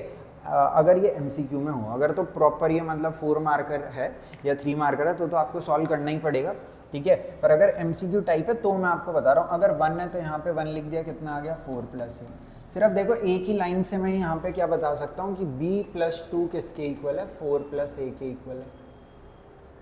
समझ गए ये बात? अच्छा भाई, अब दूसरा देखो, अगर मैं डेरिवेटिव की बात करूँ तो इस भाई का डेरिवेटिव कितना होगा, 2x + 3। अगर मैं इसमें 1 डाल दूँ तो कितना आ गया, 5। देखो यहाँ से भी तो 5 ही आया था, इतनी राम कहानी करके। समझ रहे नहीं समझ रहे? अगर मैं इसका डेरिवेटिव करूँ तो इसका डेरिवेटिव कितना है, b है। अब दोनों डेरिवेटिव b होने चाहिए, तो b कितना आ गया, 5 आ गया। b 5 यहाँ रख दो, a कितना आ गया, 3 आ गया। तो कितना जल्दी सॉल्व हो गया। समझ रहे हो नहीं समझ रहे? तो कोई बात नहीं, हमारे पास सारे हथियार होने चाहिए। युद्ध में कौन से हथियार का इस्तेमाल करना है वो आप डिसाइड कर लेना, ठीक है। ओके गाइस, कैसी कैसी बातें कर रहा हूँ मैं। चलो कोई बात नहीं, गलती से हो गई वो बात मेरे से, आगे चल लेते हैं। अच्छा भाई, अब यहाँ पे डेरिवेटिव्स की बारी आ गई है।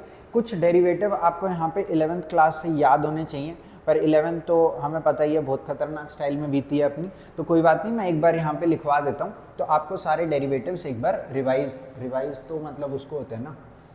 चलो ठीक है, कोई बात नहीं, अगर फर्स्ट टाइम भी देख रहे हो तो मजाक नहीं कर रहा मैं।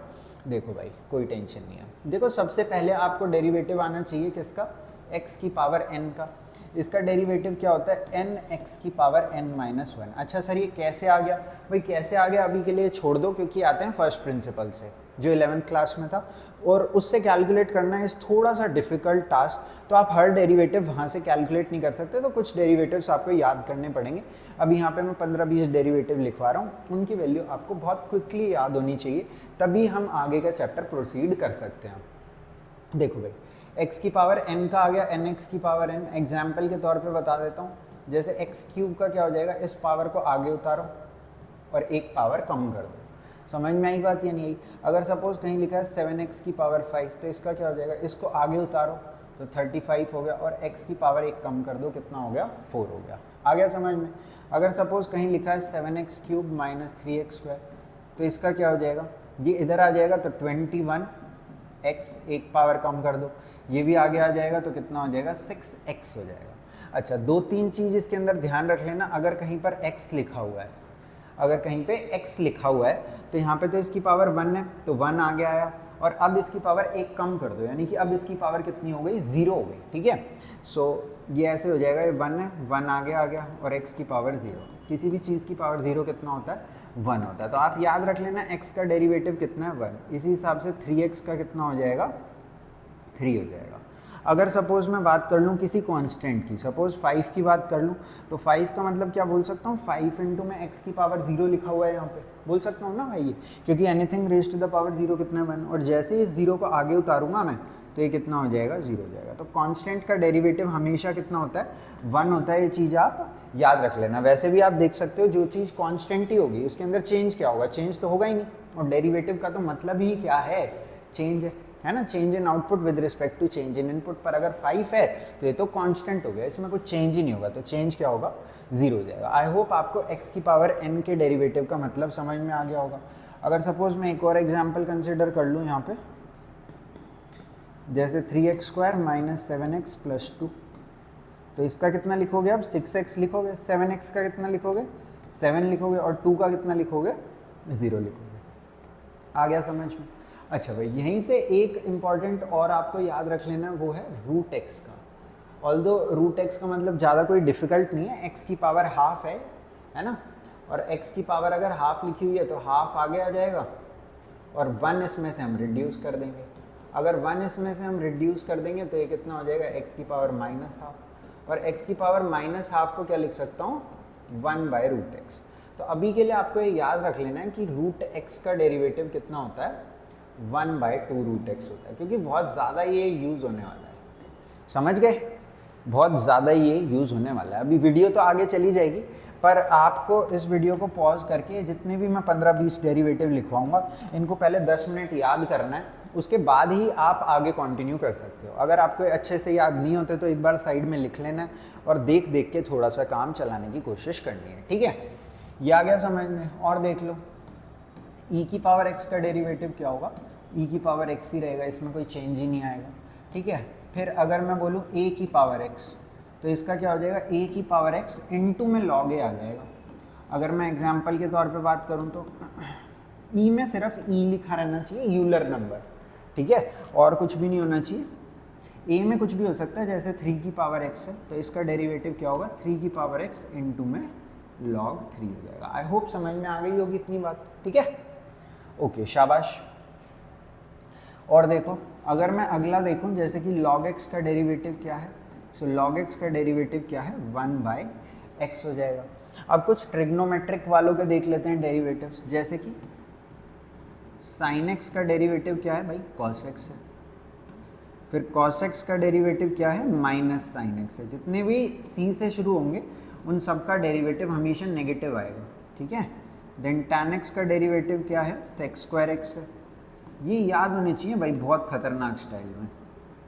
एंड देन cot x का डेरिवेटिव क्या है, -cos x²x है। अगर तो आपको ये पहले से ही याद है तो लाइफ बहुत स्मूथ है, तो मतलब लाइफ बहुत ही स्मूथ है, ज़्यादा कोई दिक्कत की बात नहीं है। इसको अभी मैं यहाँ पे से डिलीट कर देता हूँ, ठीक है।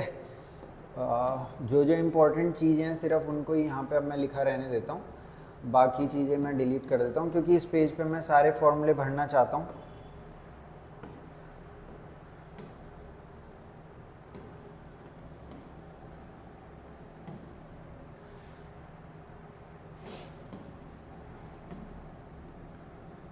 ठीक है, आगे इतना समझ में, आगे देख लो। अब देन sec x का डेरिवेटिव क्या है, sec x tan x है। sec x का डेरिवेटिव हो गया sec x tan x। Then cosec x का, ये तो आप समझ ही गए हो कि नेगेटिव से स्टार्ट होगा, गैस करो तो इसी की तरह ही आ जाएगा, -cosec x cot x आ गया। समझ गया इतना, नहीं समझ गया इतना, ठीक है। कुछ इनके इन्वर्स के भी देख लेते हैं।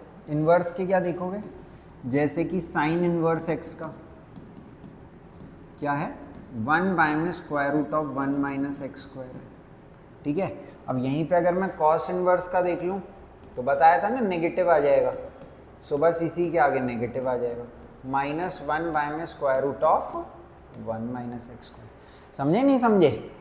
अभी आए कैसे हैं वो छोड़ दो थोड़ी देर के लिए, ठीक है। थोड़ा सा इन्हें याद करना पड़ेगा आपको, क्योंकि हर चीज़ अगर आप बिल्कुल प्रॉपर उसका डेरिवेशन टाइप करोगे तो थोड़ा सा टाइम ज़्यादा लगेगा। हालांकि चीज़ें आप ज़्यादा ही सीख जाओगे अगर प्रॉपर डेराइव करोगे हर चीज़ को तो, पर बस यहाँ पे अपने पास उतना टाइम नहीं है भाई, ठीक है। tan इनवर्स x का क्या है, 1/1 + x² है, और cot इनवर्स x का इसी की तरह ही हो जाएगा, फिर -1/1 + x²। tan इनवर्स वाले में जस्ट क्या आ गया, नेगेटिव आ गया, ठीक है। देन क्या है, देन है sec इनवर्स x का। हालांकि ये दोनों बहुत कम यूज़ होते हैं, sec इनवर्स और cosec inverse. 1/mod x (x² - 1), और cosec इनवर्स का कितना आ जाएगा, 14, 15, 16 हो गया ना ये, 11 12 13 14 15 16 गिनती यार थोड़ी सी पता नहीं गलत हो गई, कोई बात नहीं। कोसेक इन्वर्स एक्स का क्या हो जाएगा इस हिसाब से, -1 बाय में mod of x square root of x square -1। I hope इतनी बात आपको समझ में आ गई होगी। हालांकि इसमें समझने का कम और याद करने का ज़्यादा कार्यक्रम लिखा हुआ है, तो आपको ज़्यादा मेहनत करनी है भाई इसमें, ठीक है नहीं ठीक है? हाँ भाई चलें आगे। अब इसके बाद हम chain rule, product rule, question rule, जो थोड़ा सा ये भी इसके अंदर नया तो खैर यही है जो 12 से 17 नंबर है, बाकी तो ये आपका पहले का थोड़ा सा पढ़ा हुआ है, रिफ्रेश हो जाएगा आपको, ठीक है। एक बार इसका चाहे तो स्क्रीनशॉट लेना चाहो तो ले सकते हो, ताकि आपको बाद में पढ़ाई में आसानी हो, ठीक है। अच्छा भाई, अब सबसे पहले चेन रूल पे चल लेते हैं। तो यहाँ पे मैं क्वेश्चन के जरिए ही आपको चेन रूल समझाने की कोशिश करता हूँ। fx, gx, hx इन सब के ड्रामे में मैं नहीं घुस रहा हूँ। देखो भाई इधर पहले सवाल में वो हमसे बोल रहे हैं कि हमें बताओ कि sin 3x का डेरिवेटिव क्या है। देखो जैसे ही इन्होंने sin 3x का डेरिवेटिव पूछा मेरे से, मैं थोड़ा सा नर्वस हो गया, क्योंकि मेरे को सिर्फ sin x का डेरिवेटिव आता है जो कि cos x है। समझ रहे हो नहीं समझ रहे हो? तो मैंने कहा कोई बात नहीं, डील कर लेंगे। यहाँ से मैंने अंदर घुसने की कोशिश करी इस क्वेश्चन में, मेरे को दिखा साइन, तो जो भी साइन के अलावा लिखा हुआ था अंदर उसको 2 मिनट के लिए मैंने x मान लिया, साइन x, ठीक है। ये क्या हो गया, साइन x हो गया। अब साइन x का डेरिवेटिव मैं जानता हूँ क्या होता है, साइन x का डेरिवेटिव क्या होता है, कॉस x होता है, इसी को x मान रखा था। आ गया इतना समझ में? पर क्या ये x था? नहीं जी, ये तो 3x था। तो साथ में मेरे को क्या करना है, एक 3x का डेरिवेटिव मल्टीप्लाई में और लिख देना है। तो 3x का डेरिवेटिव आपको पता होना चाहिए कितना होता है, 3। अभी देखो मैंने बताया था ना, x का कितना है 1, तो 5x का कितना हो जाएगा 5, 7x का कितना हो जाएगा 7, ठीक है। तो 3x का डेरिवेटिव कितना हो गया 3। जैसे सपोज इसी में ही मैं आपसे किसी दिन पूछ लूँ कि 10x का डेरिवेटिव क्या है, या सपोज 10x की क्यूब का डेरिवेटिव क्या है। x का क्यूब है, tan का क्यूब नहीं है, ये चीज़ ध्यान रखना। तो आप कहोगे सर tan x, यहाँ से आप अंदर घुसो, सबसे पहले आपको दिखेगा tan, तो इसको मान लो x। अब tan x का डेरिवेटिव होता है sec स्क्वायर x। क्या होता है, sec स्क्वायर x। x क्या है यहाँ पे, x क्यूब है, और साथ में क्योंकि ये x नहीं है, ये तो x क्यूब है, तो x क्यूब का डेरिवेटिव और लिख दो साथ में, जो कि क्या हो जाएगा 3x स्क्वायर हो जाएगा। आई होप इतनी बात आपको समझ में आ गई होगी, ठीक है। और देख लो, जैसे कि यहाँ पे सपोज मैंने लिख दिया log sin x, लिख दिया, क्या लिख दिया, log sin x। आप यहाँ से अंदर घुसे, आपको सबसे पहले क्या दिखा, log, तो आपने अंदर वाले पार्ट को क्या मान लिया, x मान लिया। तो log x है ये, log x का डेरिवेटिव आपको पता होना चाहिए क्या होता है, 1/x होता है। पर क्या ये x था? नहीं, ये तो sin x था। तो मल्टीप्लाई में क्या आएगा, sin x का डेरिवेटिव आ जाएगा, जो कि क्या होता है cos x। तो cos x by sin x, तो क्या हो जाएगा वो cot x हो जाएगा। आई होप समझ में आ गया होगा। और देख लेते हैं थोड़ा सा। जैसे सपोज मैंने लिख दिया e की पावर tan इनवर्स x लिख दिया। आप यहाँ से अंदर घुसे, आपको क्या दिखा, e दिखा, तो आप इसको क्या मान लोगे, x मान लोगे। अब e की पावर x का डेरिवेटिव सेम टू सेम लिख दोगे आप, e की पावर x। पर क्या ये x था? नहीं, ये तो tan इनवर्स x था। तो मल्टीप्लाई में साथ में क्या आ जाएगा, tan इनवर्स x का डेरिवेटिव, जो कि क्या होता है 1/1 प्लस x स्क्वायर होता है। तो आपको भाई डेरिवेटिव बहुत ही मतलब अच्छे से याद होने चाहिए, तभी आप ये कर सकते हैं, अदरवाइज लाइफ विल बिकम धीरे धीरे बहुत ज़्यादा डिफिकल्ट। और दिखा देता हूँ मैं, तो देखो भाई इधर, अच्छा एक कभी कभी दिक्कत हो जाती है, जैसे कभी कभी जैसे लिखा है, सपोज साइन क्यूब एक्स लिखा है, क्या लिखा है, साइन क्यूब एक्स लिखा है, ठीक है। अब यहाँ से कोई अंदर घुसेगा, वो कहेगा गुरुजी यहाँ पे सबसे पहले मेरे को साइन दिख रहा है, पर मैं कहूँगा नहीं, यहाँ पे आपको सबसे पहले साइन नहीं दिखना चाहिए। जो साइन क्यूब एक्स लिखा हुआ है ना, इसका मतलब है साइन एक्स का होल क्यूब। तो अगर आप अंदर घुसते हो तो सबसे पहले आपको क्या दिखना चाहिए, ब्रैकेट दिखना चाहिए। सबसे पहले क्या दिखना चाहिए, ब्रैकेट दिखना चाहिए। तो ब्रैकेट के अंदर वाले को आप क्या मान लोगे, x मान लोगे। अब अगर अंदर वाला x है तो ये क्या हो गया, x क्यूब हो गया, और x क्यूब का डेरिवेटिव आप जानते हो क्या होता है, 3x स्क्वायर होता है। तो यहाँ पे मैंने क्या लिख दिया, 3x स्क्वायर लिख दिया। x क्या था, साइन x। पर क्या ये x था? नहीं, ये तो साइन x था। तो साथ में साइन x का डेरिवेटिव क्या आ जाएगा, cos x आ जाएगा। क्लियर हुआ चेन रूल? थोड़ी सी लाइफ को मैं और कॉम्प्लिकेटेड करता हूँ, कोई दिक्कत नहीं है। अब यहाँ पे chain rule multiple times use हो रहा होगा, ऐसा कुछ कर देते हैं, जैसे लिख देते हैं tan इनवर्स e की पावर 5x लिख दिया। अब आप यहाँ से अंदर घुसे, सबसे पहले आपको क्या दिखा, tan इनवर्स दिखा, तो अंदर वाले को आपने क्या मान लिया, 2 सेकंड के लिए x मान लिया, तो इसका आंसर क्या लिखा आपने, 1/1 प्लस एक्स स्क्वायर। पर क्या ये x था, नहीं, ये तो e की पावर 5x था, तो e की पावर 5x का डेरिवेटिव हम साथ में करेंगे, क्या आएगा, e की पावर 5x का डेरिवेटिव e की पावर 5x ही आ जाएगा। पर अगेन फिर अब हम 5x का डेरिवेटिव करेंगे जो कि कितना आ जाएगा, 5 आ जाएगा। आई होप आपको समझ में आ रहा होगा कैसे हम अंदर अंदर एक एक स्टेप करके चेन के अंदर घुस रहे हैं, ठीक है। और देखो कुछ भी लिख सकते हैं, ऐसी कोई दिक्कत की बात नहीं है। e की power suppose sine inverse 5x लिख दूँ यहाँ पे मैं, ठीक है। तो अब देखो इसका डेरिवेटिव क्या होगा, आप यहाँ पे सबसे पहले अंदर घुसे तो मैंने आपको बताया था ना रूट एक्स का डेरिवेटिव क्या है, 1/2 रूट एक्स, यही लिखा होगा, रूट एक्स का 1/2 रूट एक्स, ठीक है। तो आप यहाँ पे अंदर घुसे तो आपको सबसे पहले क्या दिखा, रूट दिखा, तो आप कहोगे गुरुजी रूट एक्स का डेरिवेटिव 1/2 रूट एक्स हो जाएगा, क्योंकि अंदर वाले को आप x मान चुके हो। फिर आप कहोगे सर ये तो x था ही नहीं, ये तो e की पावर समथिंग था, और e की पावर समथिंग का डेरिवेटिव क्या होता है, e की पावर द सेम थिंग हो जाता है। फिर आप कहोगे सर e की पावर में जो भी था वो x नहीं था, वो तो साइन इनवर्स समथिंग था, तो साइन इनवर्स x का डेरिवेटिव हम यहाँ पे डालेंगे 1/1 में square root of 1 minus x square, तो ये क्या हो जाएगा 1/1 में square root of 1 minus x square. x क्या है यहाँ पे, 5x है, क्योंकि ये x नहीं है ये 5x है, तो यहाँ पे साथ में 5x का भी डेरिवेटिव आ जाएगा, कितना आ जाएगा, 5 आ जाएगा। आई होप आपको चेन रूल में थोड़ी सी क्लैरिटी आई होगी, जो भी हमने 5-6 क्वेश्चन करे हैं इनसे, ठीक है। अब चेन रूल, प्रोडक्ट रूल और क्वेश्चन रूल में भी यूज़ होगा, तो वहाँ पे थोड़ा सा आपको और क्लैरिटी आ जाएगी। देखो यहाँ पे मैं बताता हूँ, देखो भाई अगला रूल क्या है अपना, प्रोडक्ट रूल है। चेन रूल के अंदर क्या था, फंक्शन के अंदर फंक्शन घुसा हुआ था, साइन के अंदर 3x घुसा हुआ था, tan के अंदर x³ घुसा हुआ था, log x होता है जनरली, पर log के अंदर sin x घुसा हुआ था। अब प्रोडक्ट रूल के अंदर क्या होता है, यहाँ पे दो फंक्शंस मल्टीप्लाई में होते हैं, जैसे कि एक tan x आ गया और दूसरा सपोज log x आ गया, और ये दोनों आपस में आके मल्टीप्लाई हो गए, तो हमें इनका डेरिवेटिव कैसे करना है देखते हैं एक बार। देखो मैं कुछ एग्जाम्पल से, चलो एक बार लिख देता हूँ। जैसे कि दो फंक्शन है, एक है p एक है q। अभी यहाँ पे मैं एक fx एक gx लिखने में बहुत ही बुरा दिखता है, इसलिए अभी मैं उसको अवॉइड कर रहा हूँ यहाँ पे थोड़ा सा। अगर मेरे को इसका डेरिवेटिव करना है, डैश किसको रिप्रेजेंट करता है, डेरिवेटिव को रिप्रेजेंट करता है, तो ये कैसे किया जाता है, आप एक को कांस्टेंट रख लो, किसी भी एक को जो आपका मन करे। मैंने p को कांस्टेंट रख लिया और q का क्या कर दिया, डेरिवेटिव, प्लस अब की बार आपने उल्टा करना है, अब की बार आपने p का डेरिवेटिव करना है और q को क्या रख लेना है, कांस्टेंट रख लेना। आई होप इतनी बात आपको समझ में आ गई होगी। एग्जाम्पल ले लेते हैं, जैसे कि यहाँ पे x sin x का डेरिवेटिव करना है हमने, सिंपल एग्जाम्पल ले रहा हूँ इनिशियली, ठीक है। तो x को कांस्टेंट रखा, sin x का डेरिवेटिव किया। अभी एक बार दिखा देता हूँ सिंबॉलिकली लिख के, x कांस्टेंट देन इसका डेरिवेटिव, देन अब की बार x का डेरिवेटिव कर लिया और sin x को एज इट इज रख लिया। आगे पीछे कर सकते हो, कोई दिक्कत नहीं है कि हाँ x का डेरिवेटिव कर लिया, sin x को कांस्टेंट रख लिया, यहाँ पे उल्टा कर दिया। sin x का डेरिवेटिव तो आप समझते ही हैं cos x होता है, और x का डेरिवेटिव कितना हो जाएगा, 1 हो जाएगा। तो ये क्या आ गया, इसका आंसर आ गया।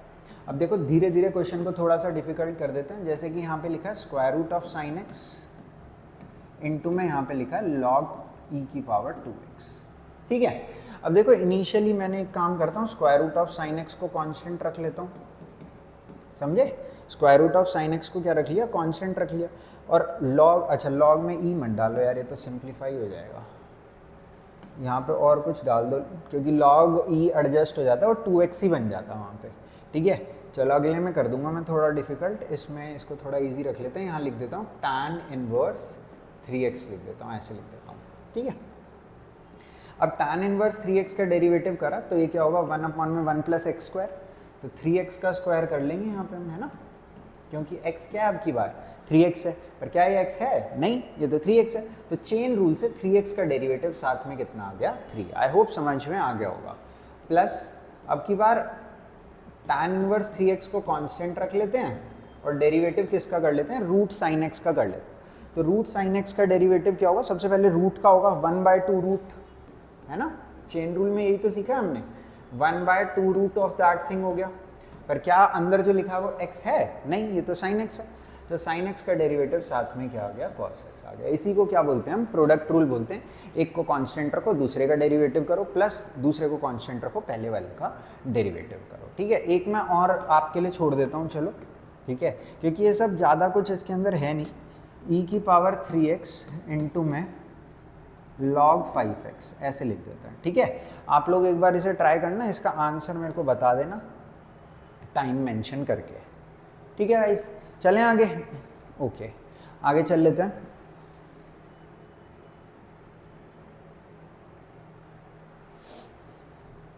अच्छा भाई, क्वोशिएंट रूल के अंदर क्या है, दो फंक्शन अपने को डिवाइड में दिए रहते हैं और अगर इनका डेरिवेटिव करना हो तो कैसे करेंगे। हालांकि यहाँ पे भी आप प्रोडक्ट रूल लगा सकते हो, थोड़ा सा दिमाग लगाओ तो, पर कोई बात नहीं, एक बार क्वोशिएंट रूल भी मैं आपको बता देता हूँ। नीचे वाले का स्क्वायर किया, नीचे वाले का क्या किया, स्क्वायर किया, देन नीचे वाला, ऐसे ही याद कर लेना, ईजीएस्ट तरीका बता रहा हूँ। नीचे वाले का स्क्वायर किया, नीचे वाला, ऊपर वाले का डेरिवेटिव किया, माइनस जो ये किया इसका उल्टा।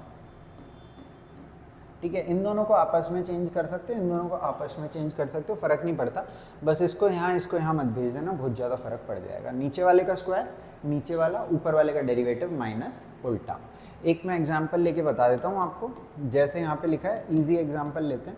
साइन एक्स अपॉन में एक्स का डेरिवेटिव कोई आपसे पूछ रहा है, नीचे वाले का स्क्वायर, नीचे वाला, ऊपर वाले का डेरिवेटिव। ऊपर वाले का डेरिवेटिव क्या होगा, कॉस एक्स माइनस, यहाँ पे हमने साइन एक्स का डेरिवेटिव किया, अब की बार साइन एक्स को कांस्टेंट रख लेंगे और पहले एक्स को कांस्टेंट रखा था, अब की बार एक्स का डेरिवेटिव कर देंगे, जो कि हो जाएगा 1। आ गया समझ में, नहीं आ गया समझ में?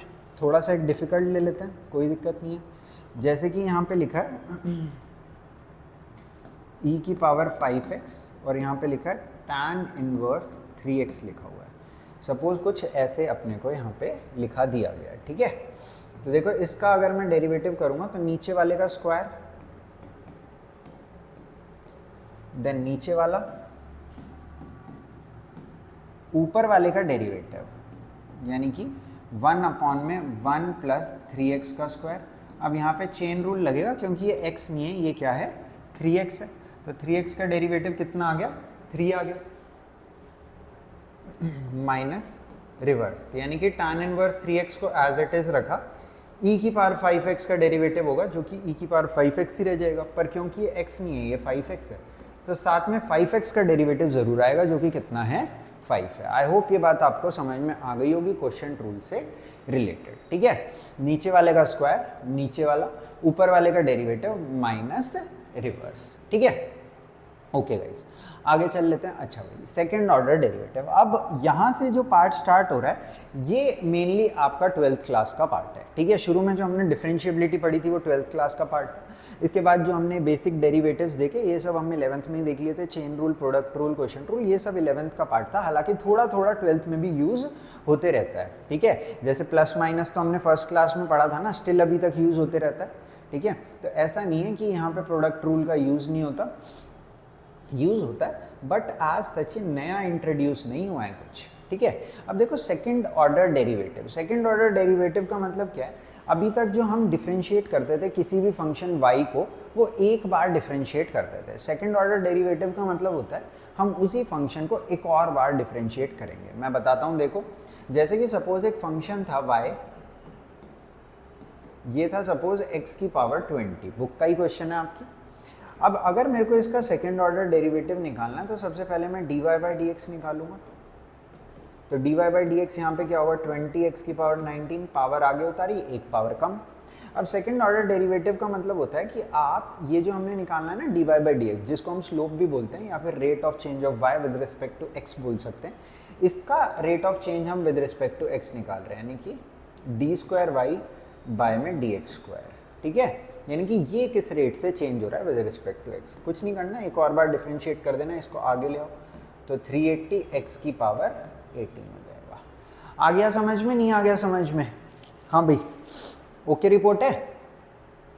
इस टॉपिक से सवाल अब आपके आने शुरू हो जाएंगे और ये थोड़े अच्छे खासे सवाल आएंगे, मतलब एनसीईआरटी से थोड़ा सा कम चांस है, हालांकि ये क्वेश्चन एनसीईआरटी का ही है और पेपर में भी आया हुआ है, पर मतलब थोड़ा सा आप इसकी पी वाई क्यू जब प्रैक्टिस करोगे ना, चाहे सेकंड ऑर्डर डेरिवेटिव हो गया, चाहे पैरामेट्रिक फॉर्म हो गया, चाहे तो अपना लॉगरिथमिक डिफरेंशिएशन हो गया, चलो लॉगरिथमिक की तो फिर भी एनसीईआरटी से आ जाएगी, पर सेकंड ऑर्डर डेरिवेटिव और पैरामेट्रिक का आपको थोड़ा सा पी वाई क्यू देखना पड़ेगा, तब आपको वहाँ पे थोड़ी सी अच्छी ग्रिप मिलेगी। हालांकि जितने क्वेश्चन मैं आज भी आपको करा रहा हूँ ये सब पी वाई क्यू ही हैं, तो यहाँ से भी आपको थोड़ा आइडिया लग जाएगा।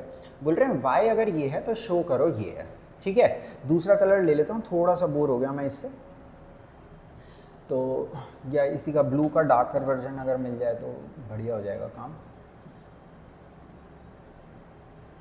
चलो भाई देखो, बोल रहे हैं y अगर ये है तो ये प्रूव करके दिखाओ। तो आप देख सकते हो यहाँ पे एक जगह डी स्क्वायर वाई बाय में डी एक्स स्क्वायर लिखा है और एक जगह d y by D x लिखा हुआ है।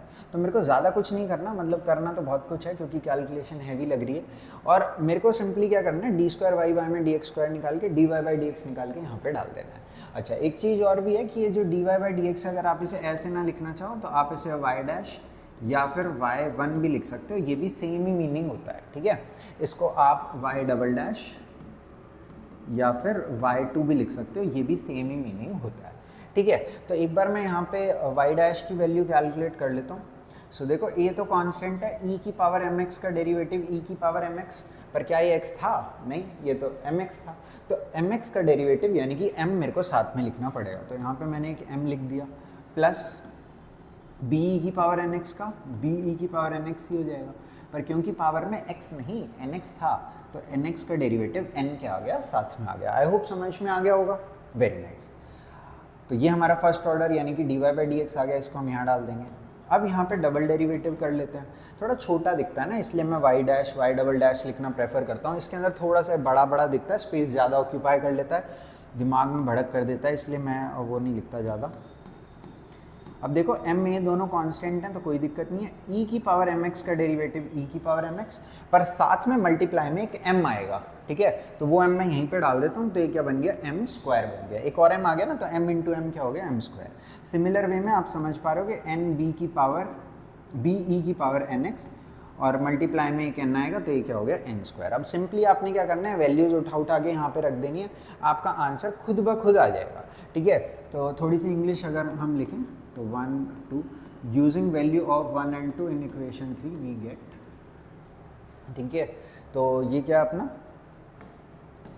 ये वैल्यूज उसमें पुट कर रहा हूँ मैं, तो m स्क्वायर ए ई की power m x plus n square b e की पावर एन एक्स, यहाँ तो कुछ कोफिशिएंट है ही नहीं, minus m plus n d y by D x की जगह ये लिख देंगे m ए ई की power m x plus n b e की पावर एन एक्स प्लस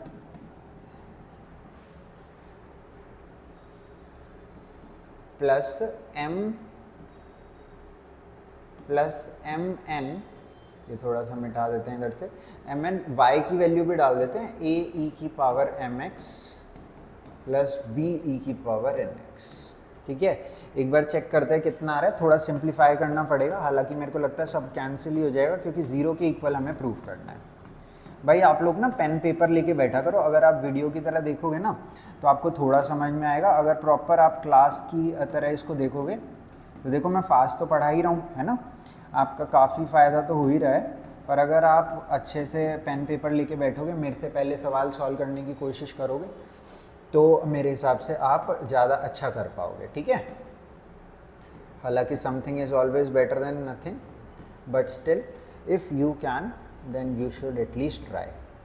तो एन स्क्वायर बी ई की पावर एन एक्स, ये कर देते हैं यहाँ पे थोड़ा सा matter multiply, m n a e की power m x plus b e की पावर एन एक्स, कैंसिल हो रहा है क्या, बी ई की power m n b e की पावर एन एक्स, देख लेते हैं। तो एम एन बी ई की power n x, n m e की power n x, n square, तो ये कितना आ गया, ज़ीरो के इक्वल आ गया, तो हैंस प्रूव्ड हो गया। आ गया समझ में, नहीं आ गया समझ में? हाँ भाई, ओके रिपोर्ट है, जस्ट वैल्यू निकाल के डाली है, ऐसा कुछ मतलब बहुत यूनिक या बहुत वंडरफुल नहीं कर दिया, ठीक है, नॉर्मल सा ही क्वेश्चन था। बस डबल डेरिवेटिव का मीनिंग पता होना चाहिए कि भाई जो डेरिवेटिव आया था उसको दोबारा डिफरेंशिएट कर दिया। कई बच्चों को इस साल मतलब काफ़ी अच्छे अच्छे बच्चों को dy by D x slope होता है ये नहीं पता था। स्लोप से ही रिलेटेड एक क्वेश्चन MCQ में आ गया 2024 में ही, मतलब बहुत बच्चों के 99 आ गए उस वजह से। ठीक है, तो dy बाई डी एक्स क्या है, स्लोप है, ये चीज़ ध्यान रखना। ठीक है, ओके गाइस, इसको देख लेते हैं। ठीक है, थोड़ा सा कुछ अलग सा लग रहा है। ठीक है, देख लेते हैं, कोई बात नहीं, मैनेज कर लेंगे हम लोग। सो y ये दे रखा है, ये शो करना है। अगेन पिछले क्वेश्चन की तरह ही है, dy बाई डी एक्स की वैल्यू यहाँ पे डाल देंगे, डी स्क्वायर वाई बाय में डी एक्स स्क्वायर की वैल्यू यहाँ डाल देंगे। तो y डैश किसकी इक्वल है, e की पावर mx, e की power m sine inverse x, साथ में m साइन इनवर्स x का डेरिवेटिव आएगा जो होगा m अपॉन में square root of 1 minus x square. ठीक है, हालांकि यहाँ से तो अब थोड़ा सा मेरे को डिफ़िकल्ट लग रहा है, पर कोई नहीं, आई विल मैनेज। इसकी जगह लिखने को मैं y भी लिख सकता हूँ, बट यही देख रहा हूँ कि कैलकुलेशन कहीं ज़्यादा उससे डिफ़िकल्ट या कुछ ना हो जाए।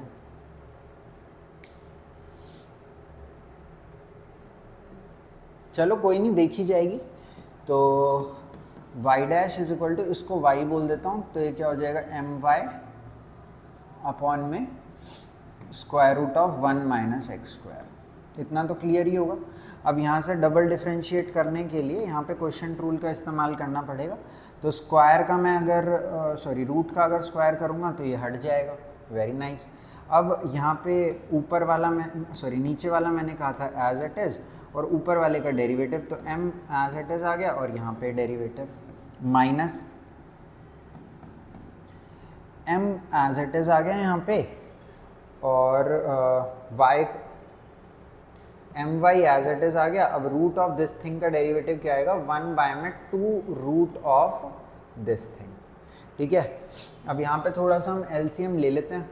ठीक है, LCM लेने में तो ऐसी कोई दिक्कत है नहीं, तो इसको इधर भेज देते हैं। 2 1 minus x square my dash minus my upon में 2 square root of 1 minus x square into में 1 माइनस एक्स स्क्वायर। हालांकि पावर 3/2 भी लिख सकता था इसकी मैं, पर जानबूझ के नहीं लिखी है, क्योंकि इसको मैं इधर भेजना चाहता हूँ, क्योंकि ये कुछ मैचिंग इधर मेरे को दिखाई दे रहा है। ठीक है, कोई दिक्कत नहीं है। इसको मैं अब इधर ले जाता हूँ, ये सिर्फ नीचे वाले पार्ट को। ठीक है,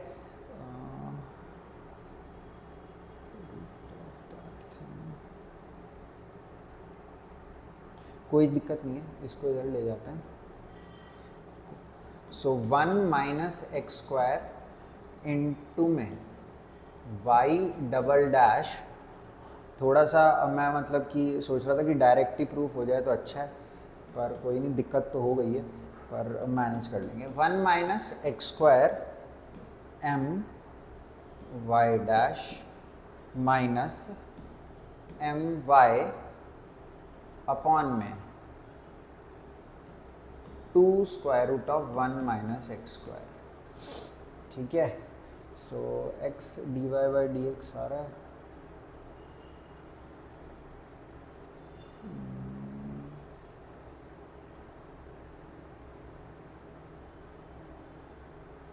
एक सेकेंड बस दे दो। ठीक है, गलती तो मेरे हिसाब से कोई करी नहीं होगी। नीचे वाले का स्क्वायर, नीचे वाला my डैश माइनस my, इसका डेरिवेटिव ये, साथ में यहाँ पे एक 2x आना चाहिए था, ये गलती कर रखी है मैंने। यहाँ पे एक माइनस 2x आना चाहिए था, जिससे ये कैंसिल हो जाता। ठीक है ना, कोई नहीं, करेक्ट कर देते हैं। ये वाला 2 नहीं आएगा, ये 2 नहीं आएगा।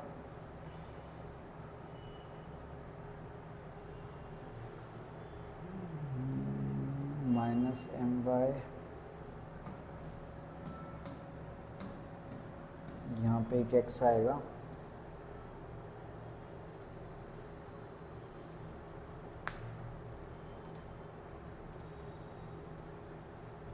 ठीक है। अब तो कुछ ज़्यादा गलती मेरे को नहीं दिख रही। my x हो गया, ठीक है ना भाई। अब तो पूरा ओके रिपोर्ट है। आगे चलते हैं, लेके प्रभु का नाम, शुरू करो अंताक्षरी। मत करो अंताक्षरी शुरू बिल्कुल भी। इधर देख लो, ये हो गया square root of 1 minus x square, divide कर रहा हूँ इनटू में एम वाई डैश, और यहाँ पे हो जाएगा एम वाई एक्स अपॉन में square root of 1 minus x square. देखो एम वाई अपॉन में square root of 1 minus x square को क्या बोल सकता हूँ, वाई डैश बोल सकता हूँ। तो एम वाई अपॉन में square root of 1 minus x square को क्या बोल देता हूँ, वाई डैश बोल देता हूँ। ठीक है, 1 minus x square y double dash is equals to square root of 1 minus x square into में एम वाई डैश। ठीक है, एम वाई अपॉन में दिस थिंग को बोल दिया वाई डैश, तो ये क्या हो गया, एक्स वाई डैश हो गया। ठीक है, तो इसको भी उधर ले जाता हूँ, ये भी एडजस्ट हो गया। अब बस इसको थोड़ा सा और एडजस्ट करना है, ये भी हो ही गया, हो गया सॉल्व। तो चलो नाइस, घबरा गया था मैं तो एक बार के लिए, फर्स्ट टाइम ही कर रहा हूँ ना मैं, ट्राई वाले क्लास में नहीं कराए। तो एक्स वाई डैश ये इधर चले गया। अब इधर देखो, अगर मैं ये square root of that thing required नहीं है ना, तो इसकी इनटू में, मतलब जैसे कि अगर आप थोड़ा सा इधर ध्यान दो, अगर मैं इसको इधर मल्टीप्लाई कर दूँ तो वाई डैश वाई में square root of 1 minus x square की वैल्यू किसके इक्वल है, एम वाई के इक्वल है। सो ये वैल्यू मैं अब यहाँ यूज़ करना चाहता हूँ कि वाई डैश और square root of 1 minus x square, इसकी जगह मैं क्या लिख सकता हूँ, समझ गए ना तुम, एम वाई लिख सकता हूँ। तो एक एम तो पहले से ही है, एक एम वाई आ गया, तो वही आ गया जो अब अपने को प्रूफ करना था, तो ये हैंस प्रूव्ड हो गया। इनके अंदर यही होता है, करते जाओ तो हो जाता है। ठीक है, मैंने थोड़ी यूनिक अप्रोच तो लगाई है इसके अंदर की, मतलब पुट वुट ना करना पड़े, डायरेक्ट एक ही जगह से आंसर आ जाए, पर देख रहे हो तब भी आंसर तो आ ही गया। अदरवाइज सिंपल अप्रोच क्या होती, वाई डैश की वैल्यू निकाली, वाई डबल डैश की वैल्यू निकाली, बस थोड़ी मेरे को गंदी दिख रही थी इसलिए मैंने पुट करना इसे जायज़ नहीं समझा, तो इसी को ही मैं सिंप्लीफाई करता गया, तो ऑटोमेटिकली तब भी सॉल्व हो गया। ठीक है, आई होप समझ में आ गया होगा ये भी। चलें आगे, शाबाश। ओके भाई, देखो ये देख लेते हैं, इसके अंदर भी वही सेम अप्रोच ही है। तो यहाँ से d y by D x किसके इक्वल आ गया, थोड़ा सा मैं फास्ट करूँगा, 3 की पावर 2x इंटू में 2x का डेरिवेटिव यही हो गया, और 2e की पावर 3x इंटू में इसका डेरिवेटिव क्या आ गया, 3 आ गया। ठीक है, तो ये कितना हो रहा है, 6e की पावर 2x, और ये कितना हो रहा है, 6e की पावर 3x हो रहा है। ठीक है भाई, अगर मैं इसमें से 6 कॉमन निकाल लूँ तो e की पावर 2x, e की पावर 3x हो गई। शाबाश, ये किसी के इक्वल है क्या, चलो इक्वल ना भी हो कोई बात नहीं।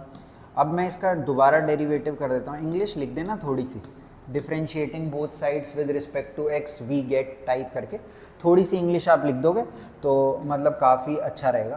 तो ये हो गया 6 एज इट इज, ई की पावर 2x का डेरिवेटिव ई की पावर 2x इंटू में 2, ई की पावर 3x का डेरिवेटिव ई की पावर 3x इंटू में 3। समझ गए नहीं समझ गए?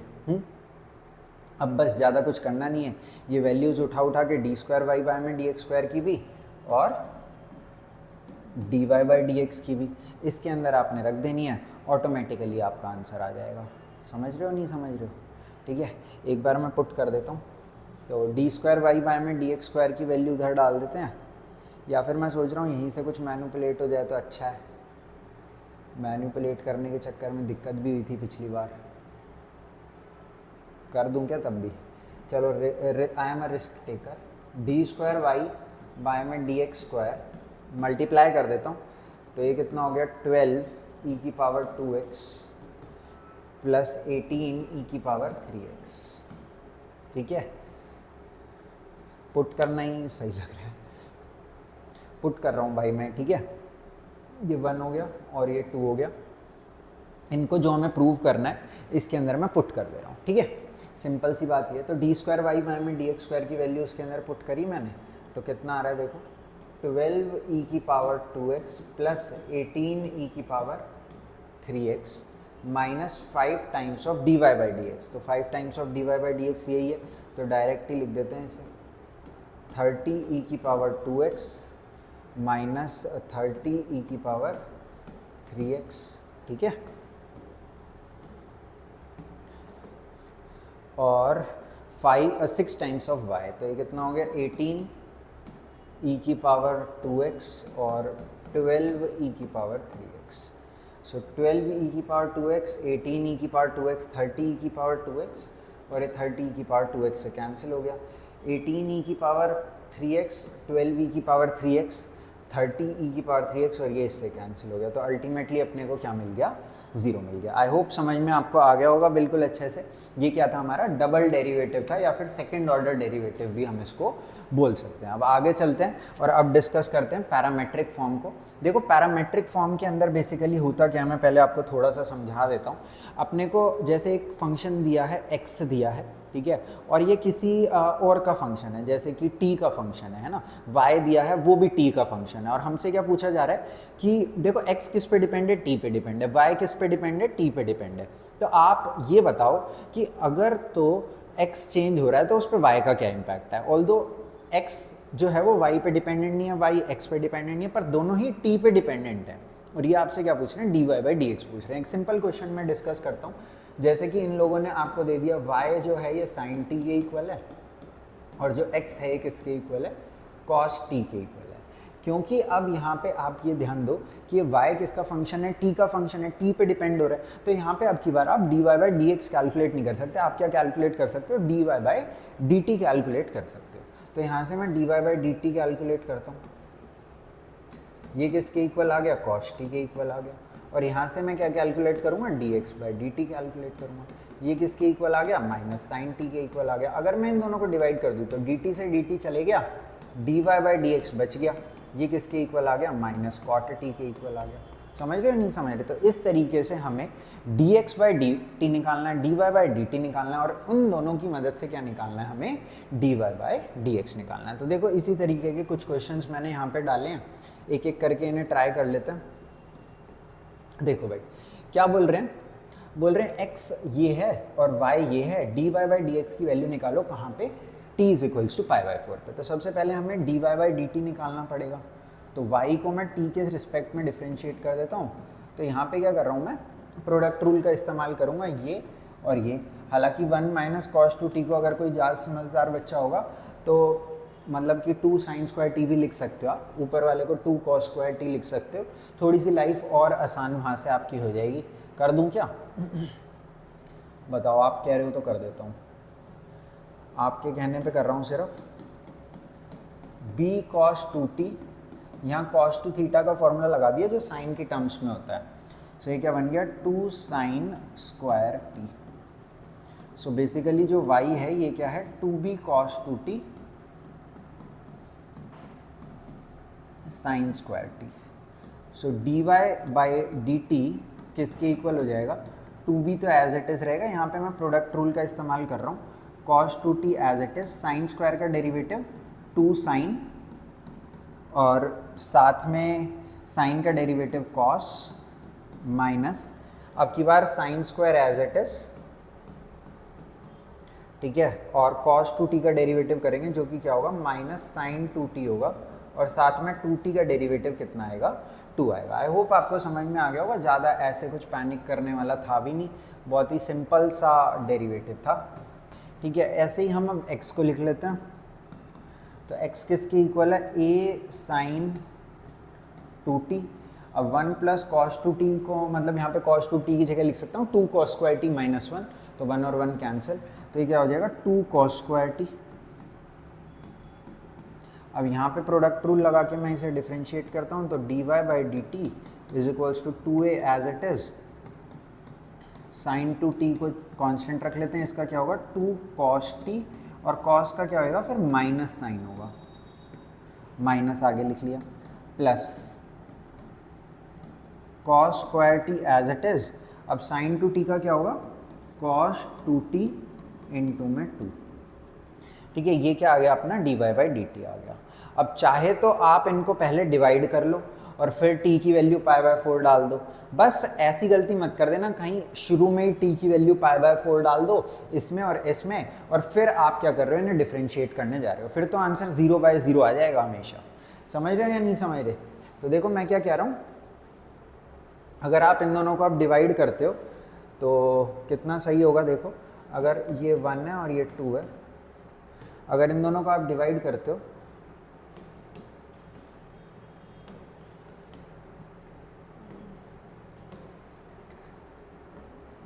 तो ये क्या है, dy बाई डी टी को अगर मैं उड़ाऊँ किसके साथ, dx बाई डी टी के साथ, सो dy बाई डी टी किसके इक्वल है, 2b cos 2t 2 sin t cos t plus sin square t sin 2t। बहुत लंबा है ना यार, कोई बात नहीं। यहाँ पे 2a, ये क्या हो गया, minus sine 2t 2 cos t sin t plus cos square t cos 2t into 2, कोई बात नहीं। सो ये क्या आ गई हमारी dy बाई डी एक्स की वैल्यू आ गई।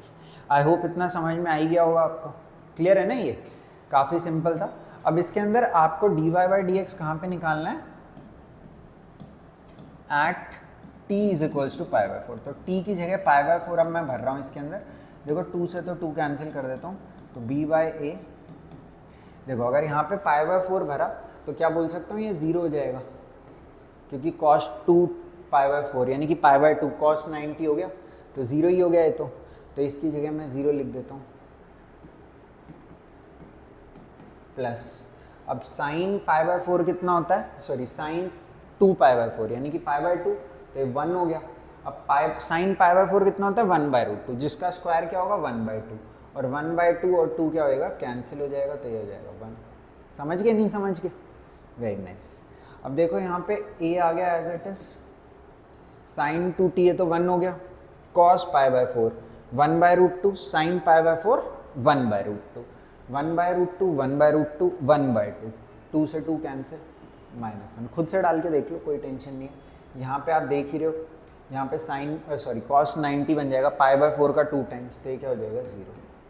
तो आंसर कितना आ जाएगा, -b बाई आंसर आ जाएगा। समझ गए, तो देख रहे हो इतना मतलब कैलकुलेशन सिंपल सा आंसर क्या, -b by. Basic concept same ही है, क्या कि आपको एक बार dx बाई डी टी निकालना है, दूसरी बार dy बाई डी टी निकालना है, दोनों को डिवाइड कर देना। अच्छा सपोज कभी ऐसी गलती हो जाए कि आप dx बाई डी टी से dy बाई डी टी को डिवाइड कर दो, मतलब उल्टा कर दो, dx बाई डी टी को ऊपर रख लो और dy बाई डी टी को क्या रख लो, नीचे रख लो। घबराना बिल्कुल नहीं है आपने, बस आपको क्या करना है, रिवर्स कर देना, रेसिप्रोकल कर देना बाद में, मतलब फाइनल आंसर को भी रेसिप्रोकल कर सकते हो, कोई दिक्कत नहीं है, ठीक है। अच्छा देखो ये बढ़िया सवाल दे रखा है इन लोगों ने, मतलब मैं नहीं, मतलब बोर्ड वालों ने, differentiate this with respect to this. अब समझो मैं एक काम करता हूँ, u मान लेता हूँ इसको, लेट लिख देना वहाँ पे, let u is equals to this, समझ रहे हो आप, और v मान लेता हूँ इसको।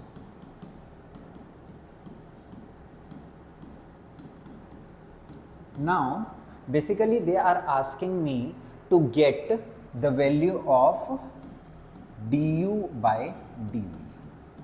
Differentiate this with respect to this, but as I can understand here that I can only get the value of du by dx from here, because u किस पे डिपेंड है, x पे डिपेंड है। यहाँ से भी मैं dv by dx ही निकाल सकता हूँ, पर अब आप समझ गए होगे, यहाँ से du by dx निकालूंगा, यहाँ से dv by dx निकालूंगा और दोनों को डिवाइड कर दूंगा, तो अल्टीमेटली मेरे को क्या मिल जाएगा, du by dv मिल जाएगा। पर वो करने से पहले यहाँ पे मैं x को सब्सटीट्यूट कर रहा हूँ, let x is equals to sine theta डाल रहा हूँ। देखो साइन थीटा डालने से कैलकुलेशन बहुत आसान होगी, इस तरीके के सब्सटीट्यूशन काफ़ी इंपॉर्टेंट रहते हैं। यहाँ साइन थीटा डाला, यहाँ पे square root of 1 minus sine square theta हो गया, समझ रहे हो। तो देखो कितना आसान बनता जाएगा, ये हो गया टैन इनवर्स, ये कॉस बन जाएगा, ये कॉस थीटा, और साइन बाय कॉस क्या हो जाएगा, टैन हो जाएगा। तो यानी कि ये बेसिकली u किसके इक्वल बच गया, थीटा के। अब थीटा की वैल्यू आप यहाँ से क्या लिख सकते हैं, साइन इनवर्स x लिख सकते हैं, और साइन इनवर्स x का डेरिवेटिव तो आपको याद ही है, 1 बाय में square root of 1 minus x square, clear है। 1 बाय में square root of 1 minus x square किसका डेरिवेटिव आ गया, साइन इनवर्स x का यहाँ पे डेरिवेटिव आ गया, ठीक है। इस पूरे का ही बेसिकली डेरिवेटिव आ गया।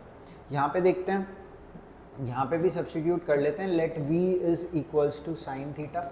हालांकि यहाँ पे इनको x बताना चाहिए था कहाँ से कहाँ तक है, पर कोई बात नहीं, अब नहीं बताया तो उसमें we can not help them. Sine inverse 2 sine theta square root of 1 minus sine square theta,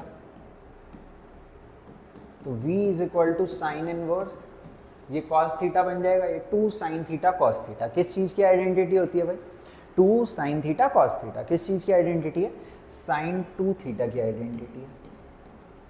समझ गए? साइन इनवर्स से साइन इनवर्स कैंसिल हो गया, तो ये कितना बच गया? 2 थीटा बच गया। अब थीटा की जगह क्या लिख सकते हो आप? साइन इनवर्स, ये क्या लिख दिया मैंने, let x is equal to, तो let sine theta is equal to, sorry x sine theta की इक्वल था, तो थीटा साइन इनवर्स x के इक्वल हो गया। सो dv बाई dx किसके इक्वल आ गया?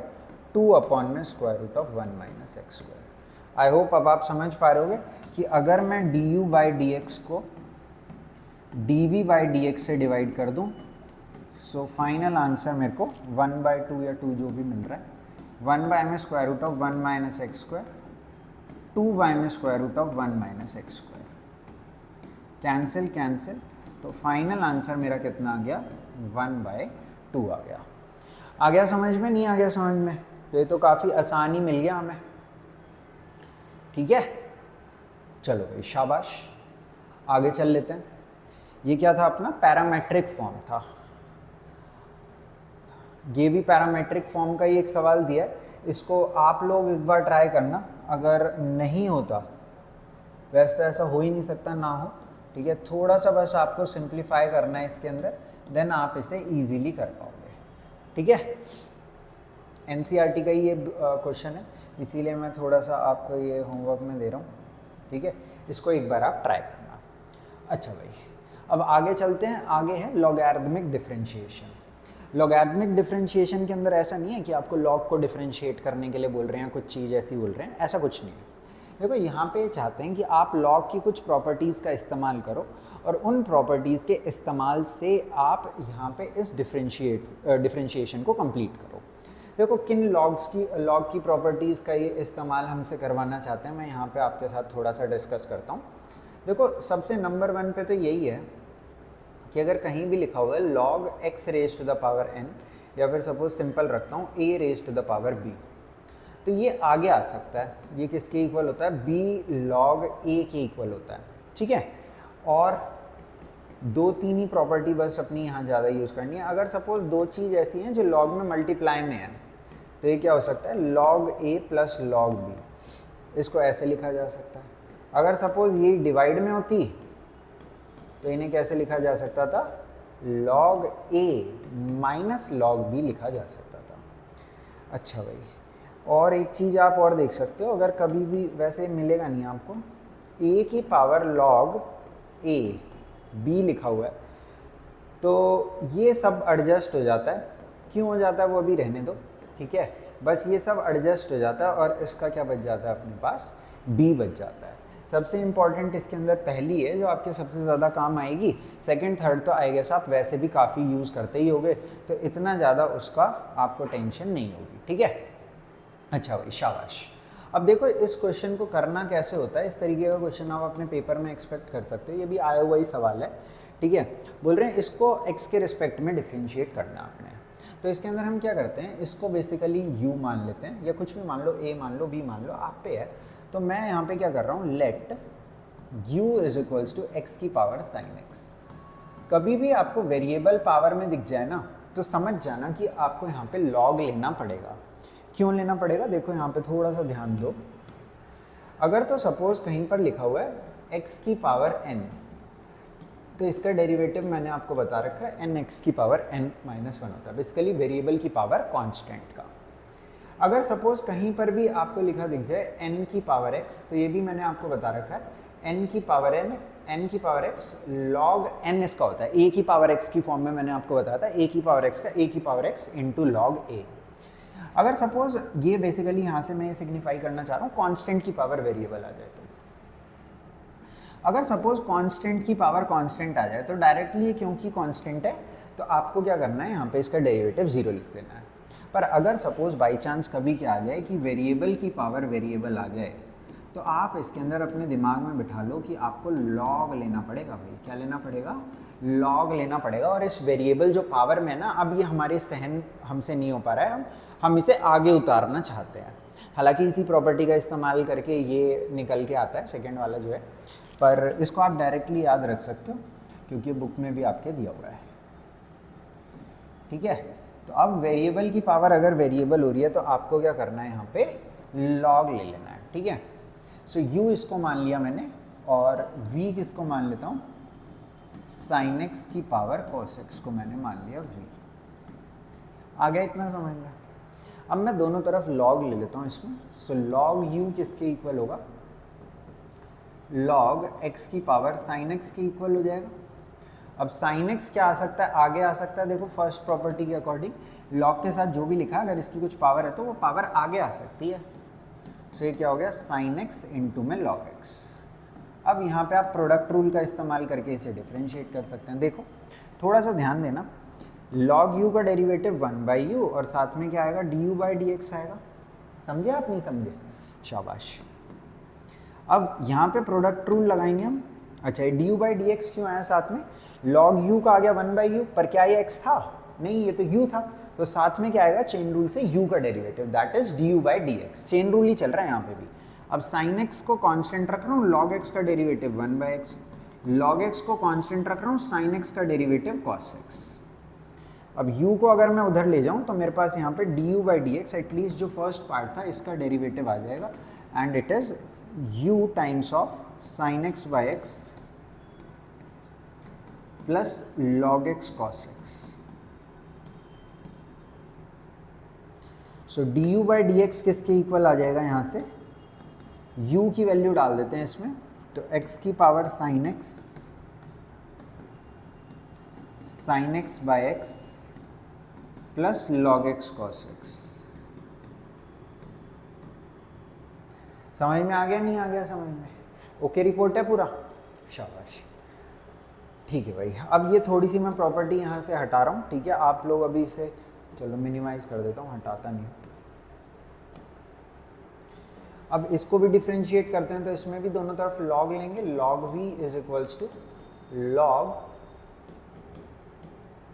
sin x की पावर cos x, cos आगे आ गया, log v is equals to cos x into में log sin x। अब यहाँ पे दो फंक्शन मल्टीप्लाई में, एक है cos x और दूसरा क्या है, log sin x है। ठीक है, अब log v का डेरिवेटिव 1/v हो गया, पर क्या ये x था? नहीं, है तो v था। log x का होता है ना 1/x, तो ये तो v है, तो log v का 1/v और साथ में चेन रूल से इसका डेरिवेटिव यानी कि क्या आएगा, dv/dx आ जाएगा। अब प्रोडक्ट रूल लगा लेते हैं यहाँ पे, cos x as it is, log sin x का डेरिवेटिव 1/sin x और फिर sin x का डेरिवेटिव क्या आ गया, cos x आ गया। समझे? अब वही है कि चेन रूल प्रोडक्ट रूल हर जगह यूज है भाई। तो log x अब की बार एज इट इज और साथ में cos x का डेरिवेटिव क्या आ गया, माइनस sin x आ गया। ठीक है, अब v को अगर मैं उधर ले जाऊं तो dv/dx की वैल्यू मेरे पास आ जाएगी v टाइम्स ऑफ, इसको थोड़ा कन्वर्ट कर लेते हैं, तो cos x cot x minus sin x। अच्छा, कहीं मल्टीप्लाई कर दो, log के साथ है sin x, ये पूरी एक चीज़ है, ये sin x एक चीज़ है, तो मल्टीप्लाई मत कर देना इन दोनों को कहीं। ठीक है, ये log का जो x होता है ना, वही sin x है इसमें, तो ये sin x आगे लिख लिया, log sin x पीछे लिख लिया। क्लियर है? अब यहाँ पे मैं v की वैल्यू डाल दूंगा तो अपना प्रॉपर हो ही जाएगा। सो यहाँ से dv/dx की वैल्यू कितनी आ जाएगी अपनी, v की वैल्यू डाल देते हैं, sin x की पावर cos x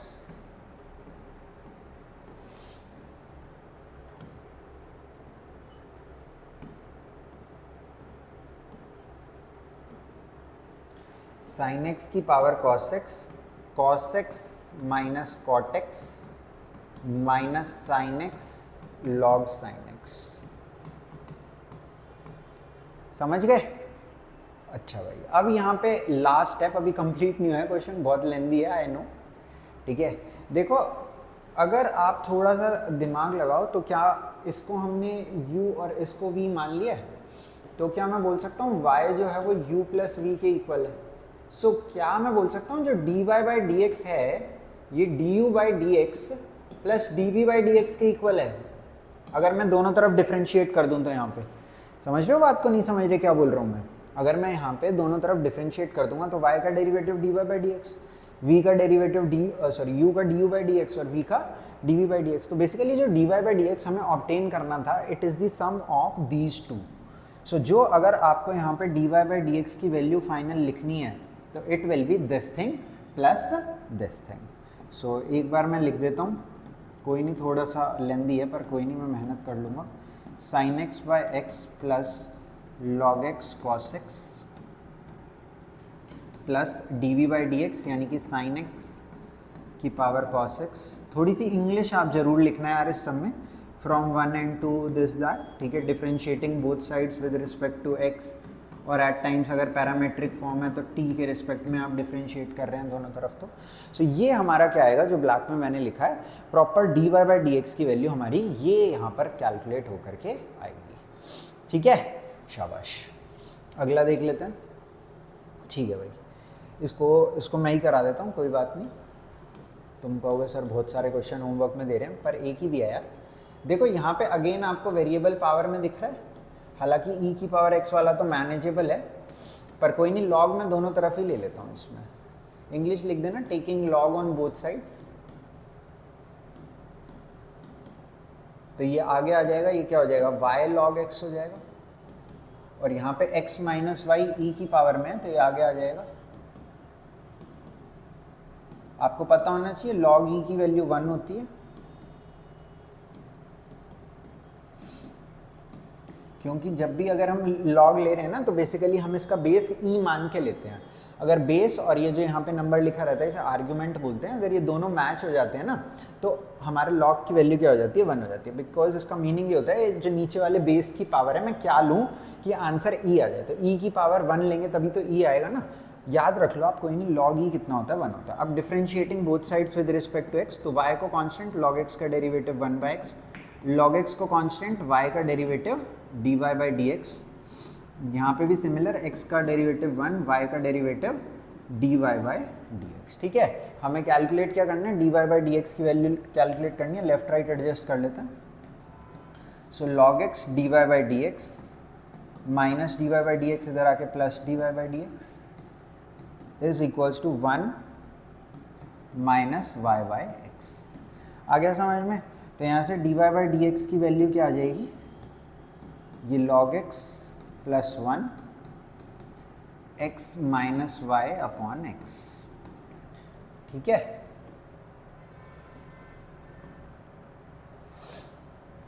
तो dy बाई डी एक्स की वैल्यू हमें कैलकुलेट करनी है, कोई दिक्कत नहीं है।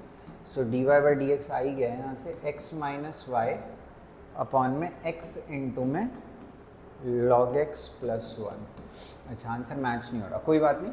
अच्छा, आंसर में y नहीं है, हमने यहाँ पे y निकाल लिया, तो basically they want from us that कि ये y ना हो आंसर में, कोई बात नहीं। यहाँ से मैं y की वैल्यू निकाल के डाल देता हूँ, इधर से y की वैल्यू निकल जाएगी, इस y को उधर ले जाता हूँ, y plus y log x is equals to x।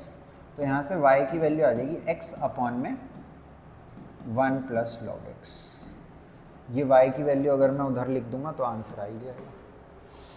तो अब dy by D x is equals to x minus y की जगह x अपॉन में 1 प्लस लॉग x आ गया भाई, अपॉन में x log x plus 1। LCM लेंगे तो x plus x log x minus x, x से x कैंसिल। अच्छा, अब इसको चलो कोई नहीं, एक स्टेप और लिख देंगे, कोई नहीं। ये ऊपर वाले का एलसीएम है अभी सिर्फ, ठीक है। ये जो इज इक्वल टू है थोड़ा सा नीचे है, क्योंकि असली जो हमारा डैश है वो ये वाला है, बड़े वाला। ये क्या है, x log x plus 1। Clear है इतना? इतने में कोई भी टेंशन है तो पूछ लो। पूछोगे कैसे पर यार तुम, कोई बात नहीं, आई होप समझ में आ ही गया होगा, होप ही कर सकता हूँ भाई अभी तो।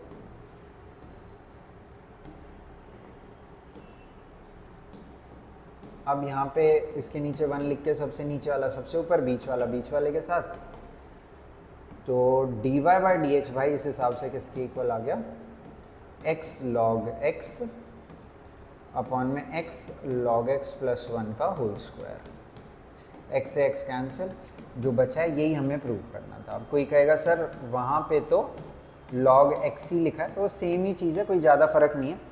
1 को क्या लिख लिया उन लोगों ने, log e लिख लिया, चाहो तो चलो कर देता हूँ वैसे ही मैं, 1 की जगह log e लिख लिया है,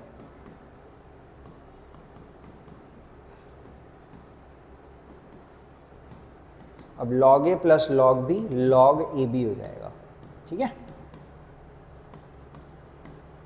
तो प्रॉपर वैसा भी प्रूव हो जाएगा, कोई दिक्कत की बात ऐसी नहीं है, ठीक है गाइस। तो आज की क्लास के लिए इतना ही रख लेंगे।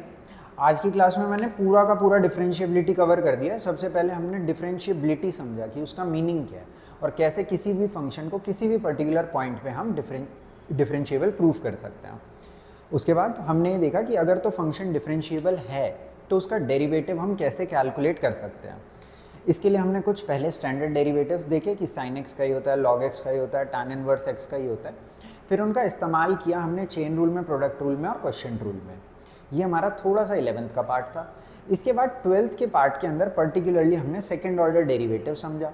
सेकेंड ऑर्डर डेरिवेटिव में क्या देखा कि एक बार डेरिवेटिव कर दो तो जो स्लोप आएगा D by D x, slope बोलते हैं ना उसे, उसी का एक और बार डेरिवेटिव, तो उसी को हम क्या बोल रहे थे, सेकेंड ऑर्डर डेरिवेटिव या फिर डबल डेरिवेटिव बोल रहे थे, ठीक है।